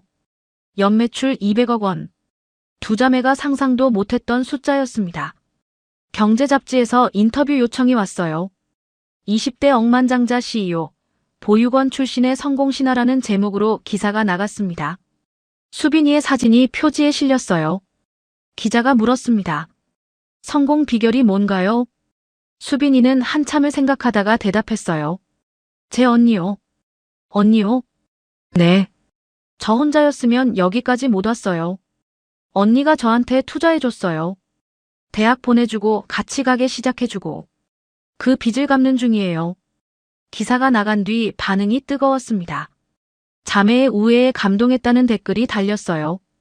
이런 자매가 다 있네. 진짜 감동이다. 보육원 출신인데 이렇게 성공하다니 대단하다. 언니분도 진짜 대단하시다. 동생 위해서 희생하신 거잖아. 수진이는 여전히 본점 주방을 지켰습니다. 프랜차이즈 본부장 자리를 제안받았지만 거절했어요. 저는 사무실 일 못해요. 주방에 있어야 편해요. 수빈이가 말했습니다. 언니, 이제 쉬어도 돼. 돈 많이 벌었잖아. 뭔 소리야. 나는 요리하는 게 좋아. 손님 얼굴 보면서 밥 해주는 게 제일 행복해. 수진이가 웃으며 대답했어요. 성공한 뒤에도 수빈이는 한 가지를 빠뜨리지 않았습니다. 매달 봉사활동을 나갔어요. 무료급식소, 아동보호시설, 보육원. 직접 앞치마를 두르고 밥을 퍼줬습니다. 대표님이 왜 이런 데까지 오세요?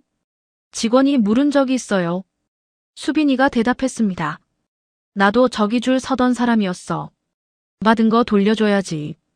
그리고 한 가지 더 마음에 걸리는 게 있었습니다. 엄마였어요.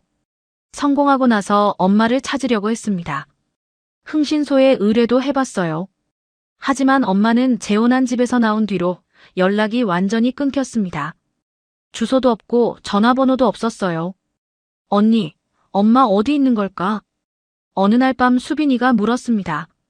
모르겠어. 살아만 있으면 좋겠다. 수진이도 같은 마음이었어요. 두 자매는 엄마를 원망하지 않았습니다. 그때는 어쩔 수 없었다는 걸 이제는 알았거든요. 오히려 걱정이 됐어요. 잘 살고 있는지, 아픈 데는 없는지. 엄마 찾으면 맛있는 거 해줘야지. 된장찌개. 수진이가 말했어요. 응. 우리 가게 데려가서 실컷 먹이자.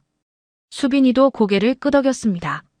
하지만 엄마는 찾을 수가 없었어요. 시간이 지날수록 희망이 흐려졌습니다. 어쩌면 영영 못 만날 수도 있겠다는 생각이 들었어요. 그런데 운명은 예상치 못한 곳에서 두 사람을 다시 엮어줬습니다. 그것도 가장 생각지도 못한 장소에서요. 어느 토요일 아침이었습니다. 수빈이는 서울 외곽의 무료급식소로 봉사를 나갔어요. 매달 가는 곳이었습니다. 앞치마를 두르고 국을 퍼줄 준비를 했어요. 문이 열리고 줄이 길게 늘어섰습니다. 노숙자, 독거노인, 형편이 어려운 사람들. 하나같이 지친 얼굴들이었어요. 수빈이는 한 사람 한 사람에게 국을 퍼주며 말했습니다. 맛있게 드세요. 줄이 조금씩 줄어들었어요. 끝이 보이려는 순간 줄 끝에 한 여자가 서 있는 게 보였습니다. 고개를 푹 숙이고 있었어요. 허옇게 센 머리, 낡은 옷, 푹 꺼진 볼. 그 여자의 차례가 됐습니다. 수빈이가 국을 퍼주려고 했어요. 그때 여자가 고개를 들었습니다. 눈이 마주쳤어요. 수빈이의 손이 멈췄습니다. 국자가 공중에서 얼어붙었어요. 심장이 쿵 하고 내려앉는 것 같았습니다. 20년이 지났지만 그 얼굴을 잊을 수 없었어요. 국밥집 앞에서 지금은 안 되라고 말하며 문을 닫던 그 사람. 구겨진 돈을 손에 쥐어주던 그 손. 엄마. 수빈이의 입에서 그 말이 새어나왔습니다. 여자의 눈이 커졌어요. 식판을 든 손이 덜덜 떨렸습니다. 그리고 여자의 눈에서 눈물이 흘러내렸어요. 수빈아. 20년 만에 재회였습니다. 무료 급식소 한복판에서 가장 예상치 못한 모습으로. 수빈아. 엄마의 입에서 그 이름이 흘러나왔습니다. 목소리가 갈라지고 떨렸어요. 20년 만에 부르는 딸의 이름이었습니다. 수빈이는 국자를 든 채 멍하니 서 있었어요. 머릿속이 하얘졌습니다. 눈앞에 있는 사람이 정말 엄마인지 믿기지 않았거든요. 허옇게 센 머리카락, 푹 꺼진 볼, 낡아해진 옷. 수빈이가 기억하는 엄마의 모습과는 너무 달랐습니다. 잠깐만요. 수빈이가 옆에 있던 봉사자에게 국자를 넘겼어요. 저 잠깐 자리 비울게요. 그리고 엄마의 손을 잡고 급식소 뒤편으로 갔습니다. 사람들의 눈을 피해 조용한 곳에 섰어요. 두 사람은 마주보고 한참 동안 아무 말도 하지 못했습니다.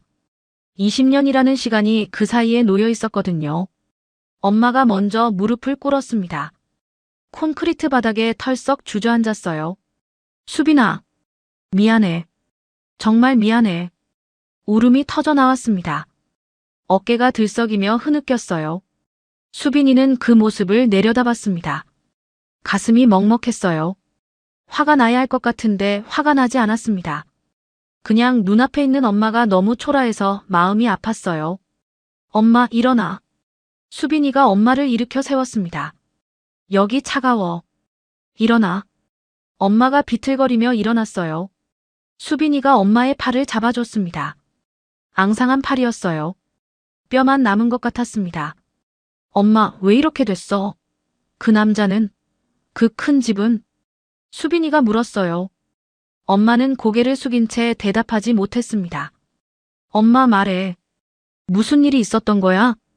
수빈이가 다시 물었습니다. 목소리가 떨렸어요. 엄마가 천천히 입을 열었습니다. 끊어지듯 말했어요. 그 남자 집에 얹혀 살며 십몇 년간은 어떻게든 숨죽여 버텼는데 몇 년 전 사업이 크게 망했어. 사업이 망했다고. 응. 빚더미 앉더니 그 뒤로 술을 마시기 시작했어. 처음에는 가끔이었는데 나중에는 매일. 엄마의 눈에서 또 눈물이 흘러내렸습니다. 술 마시면 손을 댔어. 나한테. 수빈이의 얼굴이 굳어졌어요. 때렸다고. 엄마가 고개를 끄덕였습니다. 돈도 뜯어갔어. 내가 국밥집에서 일해서 모은 돈. 다 빼앗아 갔어. 그 아들은 재혼한 남편 아들. 그 애도 마찬가지야. 나한테 돈 달라고 하고 안 주면 욕하고. 엄마가 소매로 눈물을 닦았어요. 결국 쫓겨났어. 나가라고 했어. 그 남자가. 쫓겨났다고. 그래서 어디로 간 거야? 갈 데가 없었어. 친정도 없고 친구도 없고. 엄마의 목소리가 점점 작아졌습니다. 그래서 떠돌았어. 여기저기. 무료 급식소 다니면서 끼니 때우고. 얼마나 된 거야? 2년. 아니, 3년쯤 됐나? 정확히 모르겠어. 수빈이는 가슴이 찢어지는 것 같았습니다. 엄마가 3년 동안 이렇게 살았다니. 무료 급식소에서 밥을 얻어먹으며 떠돌았다니. 엄마, 그러면 왜 연락 안 했어? 우리한테. 수빈이가 물었어요. 왜 찾아오지 않았어? 엄마가 고개를 숙였습니다. 찾아가고 싶었어. 매일 생각했어. 그러면 왜? 무슨 낯으로 가? 수빈아, 너희를 버린 내가. 국밥집 앞에서 아무도 아니라고 한 내가. 엄마의 목소리가 갈라졌어요. 너희한테 아무것도 못해준 내가 무슨 낯으로 찾아가. 엄마, 차라리 이렇게 사는 게 맞아. 벌 받는 거야. 너희 버린 벌. 수빈이의 눈에서 눈물이 흘러내렸습니다. 20년 전의 기억이 떠올랐어요. 국밥집 앞에서 엄마의 손을 붙잡고 울던 자기. 우리도 가족이면 안 돼? 라고 물었던 그날. 엄마가 울면서 문을 닫던 그 모습. 그때는 원망했습니다. 왜 우리를 안 데려가느냐고. 왜 우리를 버리느냐고. 하지만 지금은 알았어요. 엄마도 그때 어쩔 수 없었다는 걸. 수빈이가 엄마의 손을 잡았습니다. 앙상하고 차가운 손이었어요. 굳은 살이 박여 있었습니다. 엄마, 나한테 와. 뭐? 엄마가 고개를 들었어요. 우리 집에 와. 이제 나한테 있어. 엄마가 고개를 저었습니다. 안 돼. 나는 자격이 없어. 너희한테 아무것도. 엄마. 수빈이가 엄마의 말을 끊었어요. 나 지금 잘 살아. 가게도 있고 돈도 있어. 언니도 잘 살고 있어. 정말? 응. 우리 성공했어. 엄마 없이도 잘 살았어. 그 말에 엄마의 눈에서 또 눈물이 흘렀습니다. 잘 됐다. 정말 잘 됐다. 그러니까 이제 엄마 차례야. 엄마도 잘 살아야지. 수빈이가 엄마를 안았습니다. 앙상한 어깨가 느껴졌어요. 엄마의 몸에서 땀 냄새와 먼지 냄새가 났습니다. 하지만 상관없었어요. 이게 엄마니까. 20년 만에 다시 만난 엄마니까. 엄마, 나랑 가자. 수빈아, 더 이상 혼자 다니지 마. 이제 나한테 있어. 엄마가 수빈이의 품에서 울었습니다. 소리 죽여 흐느꼈어요. 20년 동안 참았던 눈물이 쏟아지는 것 같았습니다. 수빈이도 울었어요. 원망도 했고 그리웠고 보고 싶었고 그 모든 감정이 눈물이 되어 흘러내렸습니다. 한참을 울고 나서 수빈이가 수진이에게 전화했습니다. 손이 떨려서 번호를 누르기가 힘들었어요. 신호음이 갔습니다. 수진이가 받았어요. 왜? 무슨 일이야? 언니. 수빈이의 목소리가 떨렸습니다. 나 엄마 찾았어. 전화기 너머로 잠깐 침묵이 흘렀어요. 뭐라고? 엄마. 우리 엄마. 지금 내 앞에 있어. 수진이가 한참 동안 아무 말도 하지 못했습니다. 그러다 갈라진 목소리로 물었어요. 진짜야? 응. 진짜야. 무료 급식소에서 만났어. 급식소? 엄마가 왜 거기? 수진이의 목소리가 흔들렸습니다. 언니, 일단 와. 설명은 나중에 할게. 알았어. 지금 바로 갈게. 전화를 끊고 수빈이는 엄마를 데리고 급식소 근처 벤치에 앉았습니다. 엄마의 손을 잡고 있었어요. 놓치면 또 사라질 것 같았거든요. 엄마, 언니 온대. 수진이도? 응. 곧 올 거야. 엄마가 불안한 표정을 지었습니다. 수진이가 나를 용서해 줄까? 당연하지. 언니도 엄마 보고 싶어 했어. 정말? 응. 우리 둘 다 엄마 찾고 있었어. 흥신소에 의뢰도 했었어. 엄마가 또 울었습니다. 미안해. 미안해, 수빈아. 이제 그 말 하지 마. 다 지난 일이야. 1시간쯤 지났을까요? 택시 한 대가 급식소 앞에 섰습니다. 수진이가 내렸어요. 헐레벌떡 뛰어왔습니다. 수진이가 벤치 앞에 멈춰 섰어요. 엄마를 봤습니다. 20년 만이었어요. 엄마도 수진이를 봤습니다. 수진아. 목소리가 떨렸어요. 수진이는 아무 말도 하지 않았습니다. 그냥 엄마에게 다가가서 안았어요. 꽉 안았습니다. 엄마. 어디 있었어? 우리 얼마나 찾았는데. 수진이의 눈에서 눈물이 쏟아졌습니다. 씩씩하던 수진이가 어린아이처럼 울었어요. 왜 연락 안 했어? 왜 찾아오지 않았어? 미안해, 수진아. 정말 미안해. 세 사람이 부둥켜 안고 울었습니다. 무료 급식소 뒤편 벤치에서 지나가는 사람들이 힐끔힐끔 쳐다봤지만 상관없었어요. 20년 동안 하지 못했던 울음을 쏟아내는 중이었거든요. 한참을 울고 나서 수진이가 엄마의 얼굴을 살폈습니다. 엄마, 왜 이렇게 야위었어? 밥은 제대로 먹은 거야? 엄마는 대답하지 못했어요. 수진이가 수빈이를 봤습니다. 무슨 일이야? 엄마 왜 이래? 수빈이가 조용히 설명해줬어요. 재혼한 남편에게 당한 일, 쫓겨난 일, 3년 동안 떠돌았던 일. 수진이의 표정이 점점 굳어졌습니다. 그 남자가 엄마한테 손을 댔다고. 응. 죽여버린다. 진짜. 수진이가 이를 악물었어요. 주먹을 꽉 쥐었습니다. 어릴 때 수빈이를 괴롭히던 아이에게 달려들던 그 모습 그대로였어요. 수빈이가 수진이의 팔을 잡았습니다. 언니, 진정해. 그건 나중에 생각하고. 지금은 엄마가 먼저야. 수진이가 깊은 숨을 내쉬었어요. 알았어. 알았어. 수빈이가 엄마에게 말했습니다. 엄마, 우리 집에 가자. 오늘부터 거기서 살아. 정말. 괜찮아. 당연하지. 엄마는 우리 엄마잖아. 수진이도 고개를 끄덕였어요. 그래, 엄마. 이제 우리한테 있어. 더 이상 혼자 다니지 마. 엄마가 두 딸의 손을 잡았습니다. 왼손으로 수진이, 오른손으로 수빈이. 20년 만에 세 사람의 손이 다시 이어졌어요. 고마워. 정말 고마워, 얘들아. 엄마의 눈에서 또 눈물이 흘러내렸습니다. 하지만 이번에는 슬픈 눈물이 아니었어요. 새 모녀가 자리에서 일어났습니다. 수빈이가 택시를 불렀어요. 엄마를 가운데 태우고 양옆에 두 딸이 앉았습니다. 택시가 출발했어요. 창밖으로 무료 급식소가 멀어져 갔습니다. 엄마는 창밖을 바라보며 조용히 울었어요. 수빈이와 수진이는 엄마의 손을 꼭 잡고 있었습니다. 20년 만의 재회. 가장 예상치 못한 곳에서 가장 예상치 못한 모습으로. 하지만 그래도 괜찮았어요. 다시 만났으니까. 이제 다시는 놓치지 않을 거니까. 택시가 수빈이의 집 앞에 멈췄습니다. 아파트 단지였어요. 높은 건물이 하늘을 찌를 듯 솟아 있었습니다.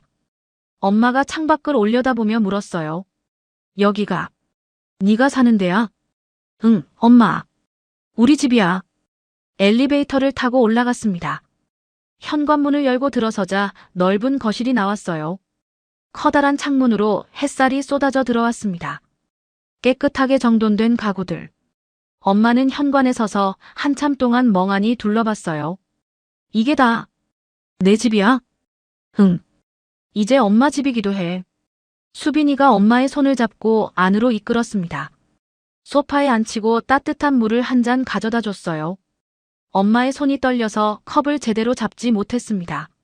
수빈이가 컵을 받쳐줬어요. 천천히 마셔. 수진이가 부엌으로 갔습니다. 엄마 배고프지?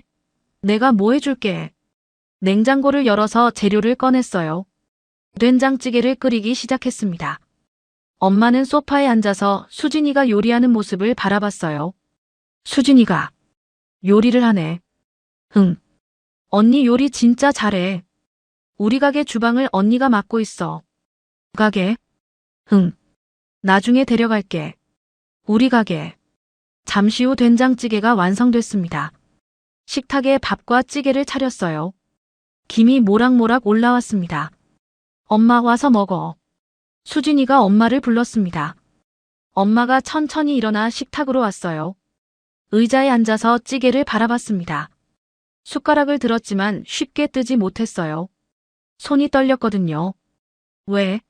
맛없어 보여. 수진이가 물었습니다. 아니야. 엄마가 찌개를 한 숟가락 떴어요. 입에 넣는 순간 눈물이 흘러내렸습니다. 맛있어. 정말 맛있어. 울면서 밥을 먹었어요. 수빈이와 수진이도 눈시울이 붉어졌습니다. 하지만 울지 않으려고 애썼어요. 엄마 앞에서 또 울면 엄마가 더 힘들어할 것 같았거든요. 식사가 끝나고 수빈이가 말했습니다. 엄마 씻어. 욕실 보여줄게.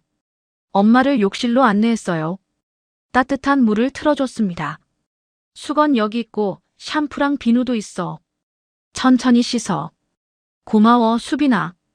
엄마의 목소리가 작았어요. 욕실 문이 닫히고 물소리가 들렸습니다. 수빈이와 수진이는 거실 소파에 나란히 앉았어요. 한참 동안 아무 말도 하지 않았습니다. 수진이가 먼저 입을 열었어요. 엄마 진짜 많이 힘들었나 봐. 응. 3년 동안 떠돌았대. 그 남자 진짜 죽이고 싶다. 수진이가 이를 악물었습니다. 나중에 처리하자. 지금은 엄마한테 집중해야 해. 수빈이가 말했어요. 알았어. 잠시 후 욕실 문이 열렸습니다. 엄마가 나왔어요. 수빈이가 준비해둔 새 옷을 입고 있었습니다.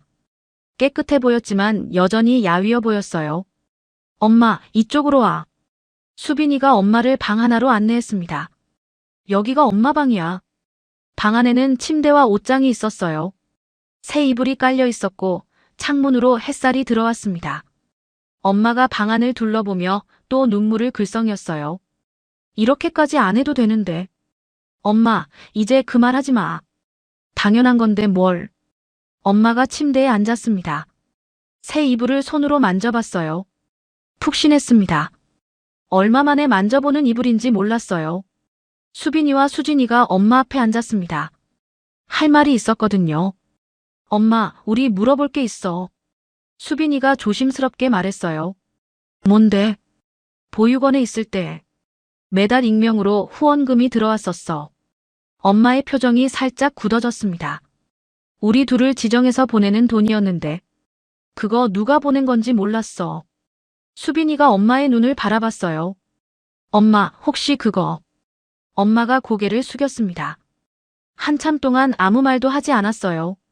그러다 작은 목소리로 대답했습니다. 나야. 수진이와 수빈이가 동시에 멈칫했어요. 뭐라고? 그 돈. 내가 보낸 거야. 엄마가 천천히 고개를 들었습니다. 눈물이 흐르고 있었어요. 재혼한 남편한테는 돈을 못 받았어. 그래서 국밥집에서 몰래 일했잖아. 친정에 돈 보낸다고 거짓말하면서. 그건 알아. 근데 그 돈. 친정에 보낸 게 아니야. 엄마가 숨을 깊이 들이쉬었어요. 보육원에 보냈어. 너희 둘을 지정해서. 수빈이의 눈이 커졌습니다. 그게 엄마였어? 그런데 우리 있는 곳은 어떻게 알았어? 아빠 사고 소식 듣고 너희가 어떻게 됐는지 백방으로 수소문해서 찾아냈어. 다행히 어느 보육원으로 갔는지 알아낼 수 있었지. 수빈이가 눈물을 글썽이며 물었어요. 그럼 왜 익명으로 보냈어? 처음부터 엄마라고 알려주지. 엄마가 돈 보낸 걸 알면 너희가 엄마가 데리러 올 거라고 잔뜩 기대할까봐. 당장 데려가지도 못하는 처지에 희망 고문만 할까봐 겁이 났어. 남편 몰래 보내야 하기도 했고. 수진이가 물었어요. 언제까지 보냈던 거야? 한 달에 2, 30만 원씩. 많지 않았어. 그마저도 너희가 성인이 될 즈음에는 더 이상 보내지 못했어. 왜? 그 무렵부터 남편이 내 돈을 빼앗아가기 시작하면서 내 사정도 너무 힘들어졌거든. 게다가 너희도 독립하면서 보육원도 떠나게 됐고 행방을 찾기도 힘들어졌으니까. 결국 후원금도 더 못 주게 되고 어느새 사는 게 벅차서 너희 찾는 것도 포기해버리고 말았지. 엄마가 두 손으로 얼굴을 감쌌습니다. 그것밖에 못 해줬어. 끝까지 책임지지도 못한 엄마라고 할 자격도 없는 사람이야. 수빈이의 머릿속에 기억이 스쳐 지나갔습니다. 보육원에서 원장 선생님이 했던 말. 너희한테 후원금이 들어와. 익명으로. 그 돈 덕분에 학용품도 사고 학원도 다닐 수 있었어요. 수빈이가 공부할 수 있었던 건 그 돈 때문이었습니다. 엄마. 수빈이의 목소리가 떨렸어요. 그게 엄마였어? 그 돈이. 미안해. 그것밖에 못했어. 너희를 데려가지도 못하고 같이 살지도 못하고. 돈 몇 푼 보내는 게 내가 할 수 있는 전부였어. 수빈이의 눈에서 눈물이 쏟아졌습니다. 그 자리에 주저앉았어요. 엄마. 엄마가 그랬던 거야. 수진이도 울었습니다. 우리 그 돈 누가 보내는지 진짜 몰랐어. 혹시 엄마일까 생각은 했는데 확신이 없었어. 엄마가 두 딸을 바라봤어요. 미안해. 정말 미안해. 그게 다야. 내가 해준 게. 수빈이가 고개를 저었습니다. 아니야, 엄마. 아니야. 울먹이며 말했어요. 그 돈이 없었으면 나 학원 못 다녔어. 공부 못했어. 대학 못 갔어. 수진이도 고개를 끄덕였습니다. 맞아. 그 돈으로 우리 책도 사고 학용품도 샀어. 엄마가 보내준 거였구나. 수빈이가 엄마를 안았습니다. 꽉 안았어요.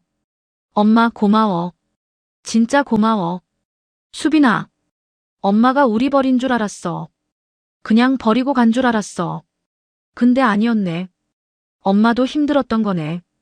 엄마가 수빈이를 안으며 울었습니다. 미안해. 더 많이 못해줘서. 더 좋은 엄마 못 돼서. 수진이가 다가와서 둘을 함께 안았어요. 세 사람이 부둥켜 안고 울었습니다. 20년 동안 풀지 못했던 오해. 20년 동안 몰랐던 진실. 그게 이제야 풀렸어요. 한참을 울고 나서 수빈이가 말했습니다. 엄마, 이제 우리한테 있어. 아무데도 가지 마. 정말. 괜찮아. 당연하지. 엄마가 보내준 돈으로 내가 여기까지 온 거야. 이제 내가 갚을 차례지. 수진이도 말했어요. 맞아. 엄마 이제 고생 끝이야. 우리가 있잖아. 엄마가 두 딸의 손을 잡았습니다. 왼손에는 수진이, 오른손에는 수빈이. 고마워, 얘들아. 정말 고마워. 그날 밤 엄마는 새 이불에서 잠을 잤습니다. 3년 만에 처음으로 따뜻한 침대에서 자는 밤이었어요. 수빈이가 방문을 살짝 열어봤습니다. 엄마가 깊이 잠들어 있었어요. 야위었지만 평화로운 얼굴이었습니다. 수빈이는 방문을 닫고 거실로 나왔어요. 수진이가 소파에 앉아 있었습니다. 엄마 잘 자? 응. 푹 자더라. 두 자매가 나란히 앉았어요. 창밖으로 도시의 불빛이 보였습니다. 언니, 이제 어떻게 하지? 수빈이가 물었어요. 뭘? 그 남자. 엄마한테 그런 짓 한 남자. 수진이의 표정이 굳어졌습니다. 그건 내가 처리할게. 언니 혼자? 아니, 변호사 쓰자. 제대로 처리하게. 수빈이가 고개를 끄덕였어요. 알았어. 내일 변호사 연락해 볼게. 그 남자 아들도 있잖아. 엄마한테 돈 뜯어간 놈. 응. 그것도 같이 처리하자. 두 자매는 굳은 표정으로 서로를 바라봤습니다. 엄마를 힘들게 한 사람들. 그냥 넘어갈 수는 없었어요. 엄마가 당한 거 다 갚아줄 거야. 수진이가 말했어요. 응. 이제 엄마는 우리가 지켜. 수빈이도 고개를 끄덕였습니다. 창밖으로 달이 떠 있었어요. 20년 전 국밥집 앞에서 엄마의 손을 붙잡던 그날 밤에도 달이 떠 있었을 거예요. 그때는 아무것도 할 수 없는 아이들이었지만 이제는 달랐습니다. 엄마를 지킬 수 있는 어른이 됐으니까요. 다음 날부터 수빈이는 바로 움직였습니다. 변호사를 선임했어요. 엄마가 당한 일을 처음부터 끝까지 정리했습니다. 재혼한 남편이 엄마에게 한 일은 명백한 폭행과 학대였어요. 돈을 뜯어간 것도 증거가 있었습니다. 엄마가 국밥집에서 일해서 번 돈. 그걸 남편이 빼앗아간 통장 기록이 남아 있었거든요. 변호사가 말했습니다. 접근 금지 명령은 쉽게 받을 수 있을 겁니다. 폭행 증거도 충분하고요. 형사 고발도 가능합니다. 해주세요. 다 해주세요. 수빈이가 단호하게 대답했어요. 며칠 뒤 변호사를 통해 재혼한 남편에게 통보가 갔습니다. 접근 금지 명령 신청서와 함께 내용 증명이 발송됐어요. 다시는 김순자 씨에게 접근하지 마십시오. 이를 어길 시 법적 조치를 취하겠습니다. 남편에게서 연락이 왔습니다. 수빈이가 직접 전화를 받았어요. 당신이 뭔데 남의 집안일에 끼어들어? 남자가 소리쳤습니다. 수빈이는 차갑게 대답했어요. 저는 김순자 씨 딸입니다. 그리고 당신이 그동안 한 일은 전부 기록으로 남아 있어요. 폭행, 금전 갈취, 협박까지. 조용히 물러나시면 형사 고발은 하지 않겠습니다. 하지만 다시 한 번이라도 우리 엄마 앞에 나타나시면 그때는 봐드리지 않겠습니다. 전화기 너머로 남자가 당황하는 게 느껴졌어요. 하지만 이내 헛기침을 하며 빈정거렸습니다. 야, 네가 대표면 다야. 내가 인터넷에 글 하나 올리면 내깟 프랜차이즈 하루아침에 망하는 거 몰라. 버려진 애새끼들이 커서 지 어미한테 어떻게 하는지 내가 다 까발려줄 테니까. 하지만 수빈이는 흔들리지 않았습니다. 오히려 차분하게 대답했어요. 마음대로 하세요. 하지만 아저씨가 글을 올리는 순간 저도 아저씨가 운영하시던 회사부도 직전에 빼돌린 비자금 내역과 차명, 계좌 자료를 국세청과 경찰에 넘길 겁니다. 엄마가 아저씨 방 청소하면서 모아둔 장부 복사본, 진작에 제 손에 있어요. 게다가 엄마한테 휘두른 폭력은 상습적인 특수상해로 들어가고 갈취한 돈도 적지 않아서 실형은 못 피하실 겁니다. 우리 브랜드 평판 떨어지는 것보다 아저씨가 감방에서 몇 년 썩는 게 훨씬 더 확실하고 빠른 일 아닐까요? 잠깐의 침묵 끝에 남자의 숨소리가 거칠어졌습니다. 생각지도 못한 약점이 잡힌 것에 당황한 기색이 역력했어요. 너 진짜. 합의금 따위는 생각도 마세요. 조용히 찌그러져 계시면 저도 그 장부는 덮어두겠습니다. 마지막 경고예요. 전화가 뚝 끊겼습니다. 수진이가 옆에서 듣고 있다가 물었어요. 뭐래? 아무 말 못하고 끊었어. 진짜 장부가 있어? 아니, 당연히 없지. 하지만 엄마가 예전에 아저씨가 돈 문제로 매일 불안해하며 서류를 태우곤 했다고 했잖아. 찔리는 게 분명히 있을 테니까 던져본 건데 제대로 걸린 거지. 수빈이가 차갑게 미소 지었습니다. 재혼한 남편의 아들도 연락이 왔어요. 아줌마가 우리 아버지랑 같이 살았으니까 위자료든 뭐든 재산 좀 나눠야 하는 거 아닙니까? 소송 걸기 전에 좋게 합의하시죠. 뻔뻔한 말투였습니다. 수빈이가 대답했어요. 혼인신고도 안 한 사이에서 재산을 나누자고요? 오히려 다행이네요. 소송 거세요. 아저씨가 아버지 회사 돈 빼돌려서 불법 도박 사이트에 탕진한 내역, 변호사가 이미 싹 다 찾아놨거든요. 아버지 감방 가는 꼴 보기 싫으면 당신도 조용히 입 다물고 사세요. 한 번만 더 연락하면 당신 명의로 된 대포 통장 내역부터 경찰에 넘길 겁니다. 그 뒤로 그 두 사람에게서는 단 한 통의 연락도 오지 않았습니다. 엄마는 수빈이의 집에서 조금씩 건강을 회복해 갔어요. 살도 붓고 얼굴에 생기가 돌기 시작했습니다. 3년 동안 제대로 못 먹고 떠돌던 사람이라고는 믿기 어려울 정도로 빠르게 좋아졌어요. 수진이가 매일 밥을 해줬습니다. 된장찌개, 김치찌개, 제육볶음. 엄마가 좋아할 만한 메뉴를 골라서 만들었어요. 엄마 맛있어? 응. 정말 맛있어. 수진이 요리 솜씨가 이렇게 좋은 줄 몰랐네. 우리 가게에서 파는 거랑 똑같은 맛이야. 엄마도 가게 가서 먹어봐. 엄마가 웃으며 말했어요. 그래, 꼭 가볼게. 며칠 뒤 새 모녀가 수빈이네 밥상 본점에 갔습니다. 엄마는 가게 안을 둘러보며 연신 감탄했어요. 여기가 너희 가게야? 진짜 멋지다. 응. 여기서 시작했어. 8평짜리 작은 가게였는데 자리에 앉아서 된장찌개를 시켰습니다.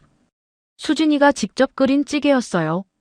엄마가 한 숟가락 떠서 맛을 봤습니다. 이 맛이다. 엄마의 눈에 눈물이 고였어요. 내가 너희한테 해주던 그 맛이야.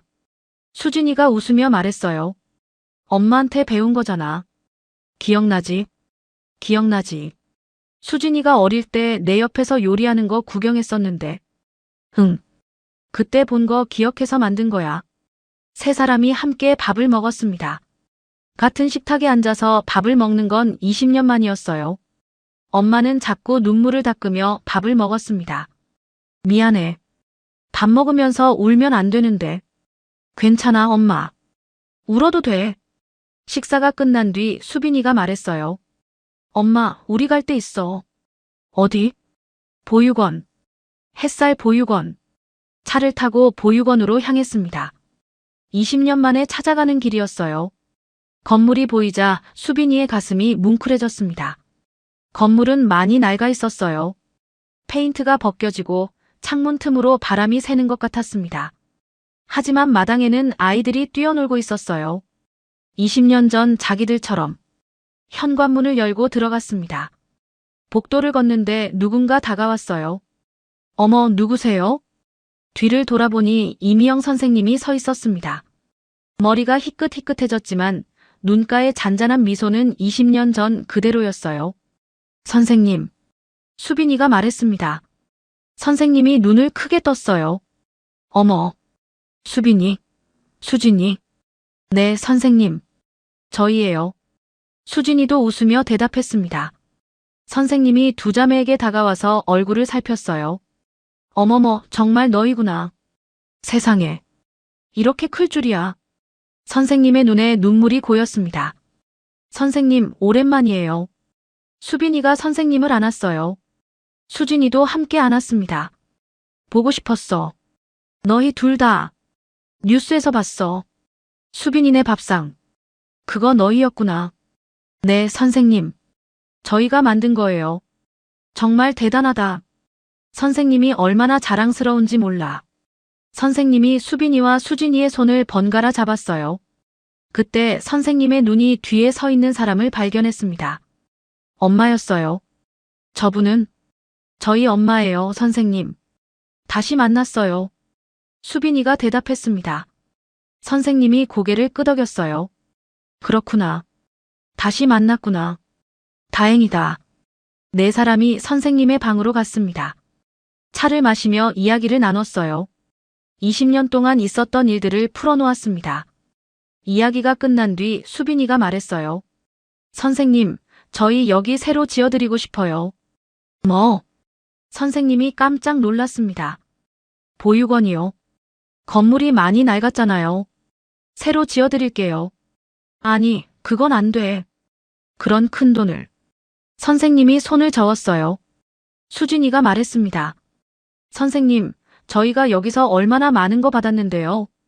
선생님이 끓여주신 된장찌개가 없었으면 저희 여기까지 못 왔어요. 그래도 그건 선생님이 안 받으시면 저희가 더 서운해요. 선생님이 해주신 거 생각하면 이건 아무것도 아니에요. 선생님의 눈에서 눈물이 흘러내렸습니다. 너희들이 이렇게까지 할 줄 몰랐다. 선생님, 그때 저한테 뭐라고 하셨는지 기억하세요? 수빈이가 물었어요. 뭐라고 했는데? 행복은 누가 주는 게 아니라 네가 만드는 거라고요. 저 그 말 평생 잊지 않았어요. 선생님이 손으로 눈물을 닦았습니다. 기억하고 있었구나. 네.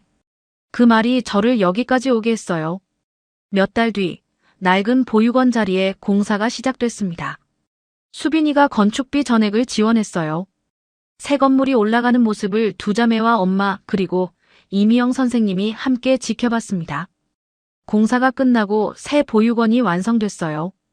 깨끗한 외벽, 넓은 마당, 따뜻한 보일러, 겨울에도 아이들이 춥지 않게 지어졌습니다. 건물 입구에 문구가 새겨졌어요. 햇살 보육원 행복은 누가 주는 게 아니라 네가 만드는 거야. 이미영 선생님이 했던 그 말이었습니다. 개원식 날이 왔어요. 보육원 아이들, 선생님들, 후원자들이 모였습니다. 맨 앞줄에는 수빈이, 수진이, 그리고 엄마가 나란히 앉았어요. 수빈이가 축사를 했습니다. 20년 전 저는 이곳에서 선생님께 물었습니다. 우리 같은 애들도 행복해질 수 있냐고요. 마이크를 잡은 손이 조금 떨렸어요. 선생님은 말씀하셨어요. 행복은 누가 주는 게 아니라 네가 만드는 거라고. 객석에서 이미영 선생님이 눈물을 훔쳤습니다. 오늘 저는 그 말이 진짜였다는 걸 알게 됐습니다. 부모님이 안 계셔도 가진 게 없어도 행복은 만들 수 있었어요. 혼자가 아니라 함께였기 때문에요. 수빈이가 수진이와 엄마를 바라봤어요. 제 언니가 저를 위해 희생해줬고, 엄마가 멀리서 저희를 지켜봐줬고, 선생님이 따뜻한 밥을 먹여주셨어요. 그 모든 게 저를 여기까지 오게 했습니다.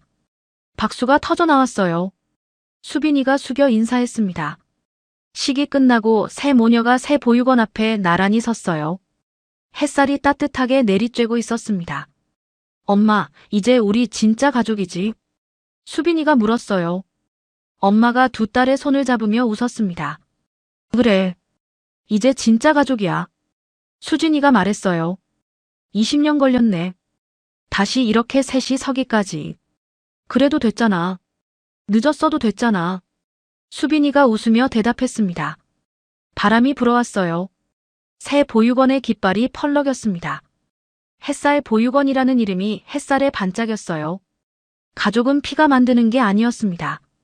함께 밥을 먹고 손을 잡고 눈물을 닦아주는 사람이 가족이었어요. 버려지고 쫓겨났던 아이들은 그렇게 스스로 행복을 만들어냈습니다. 20년 전 국밥집 앞에서 우리도 가족이면 안 돼?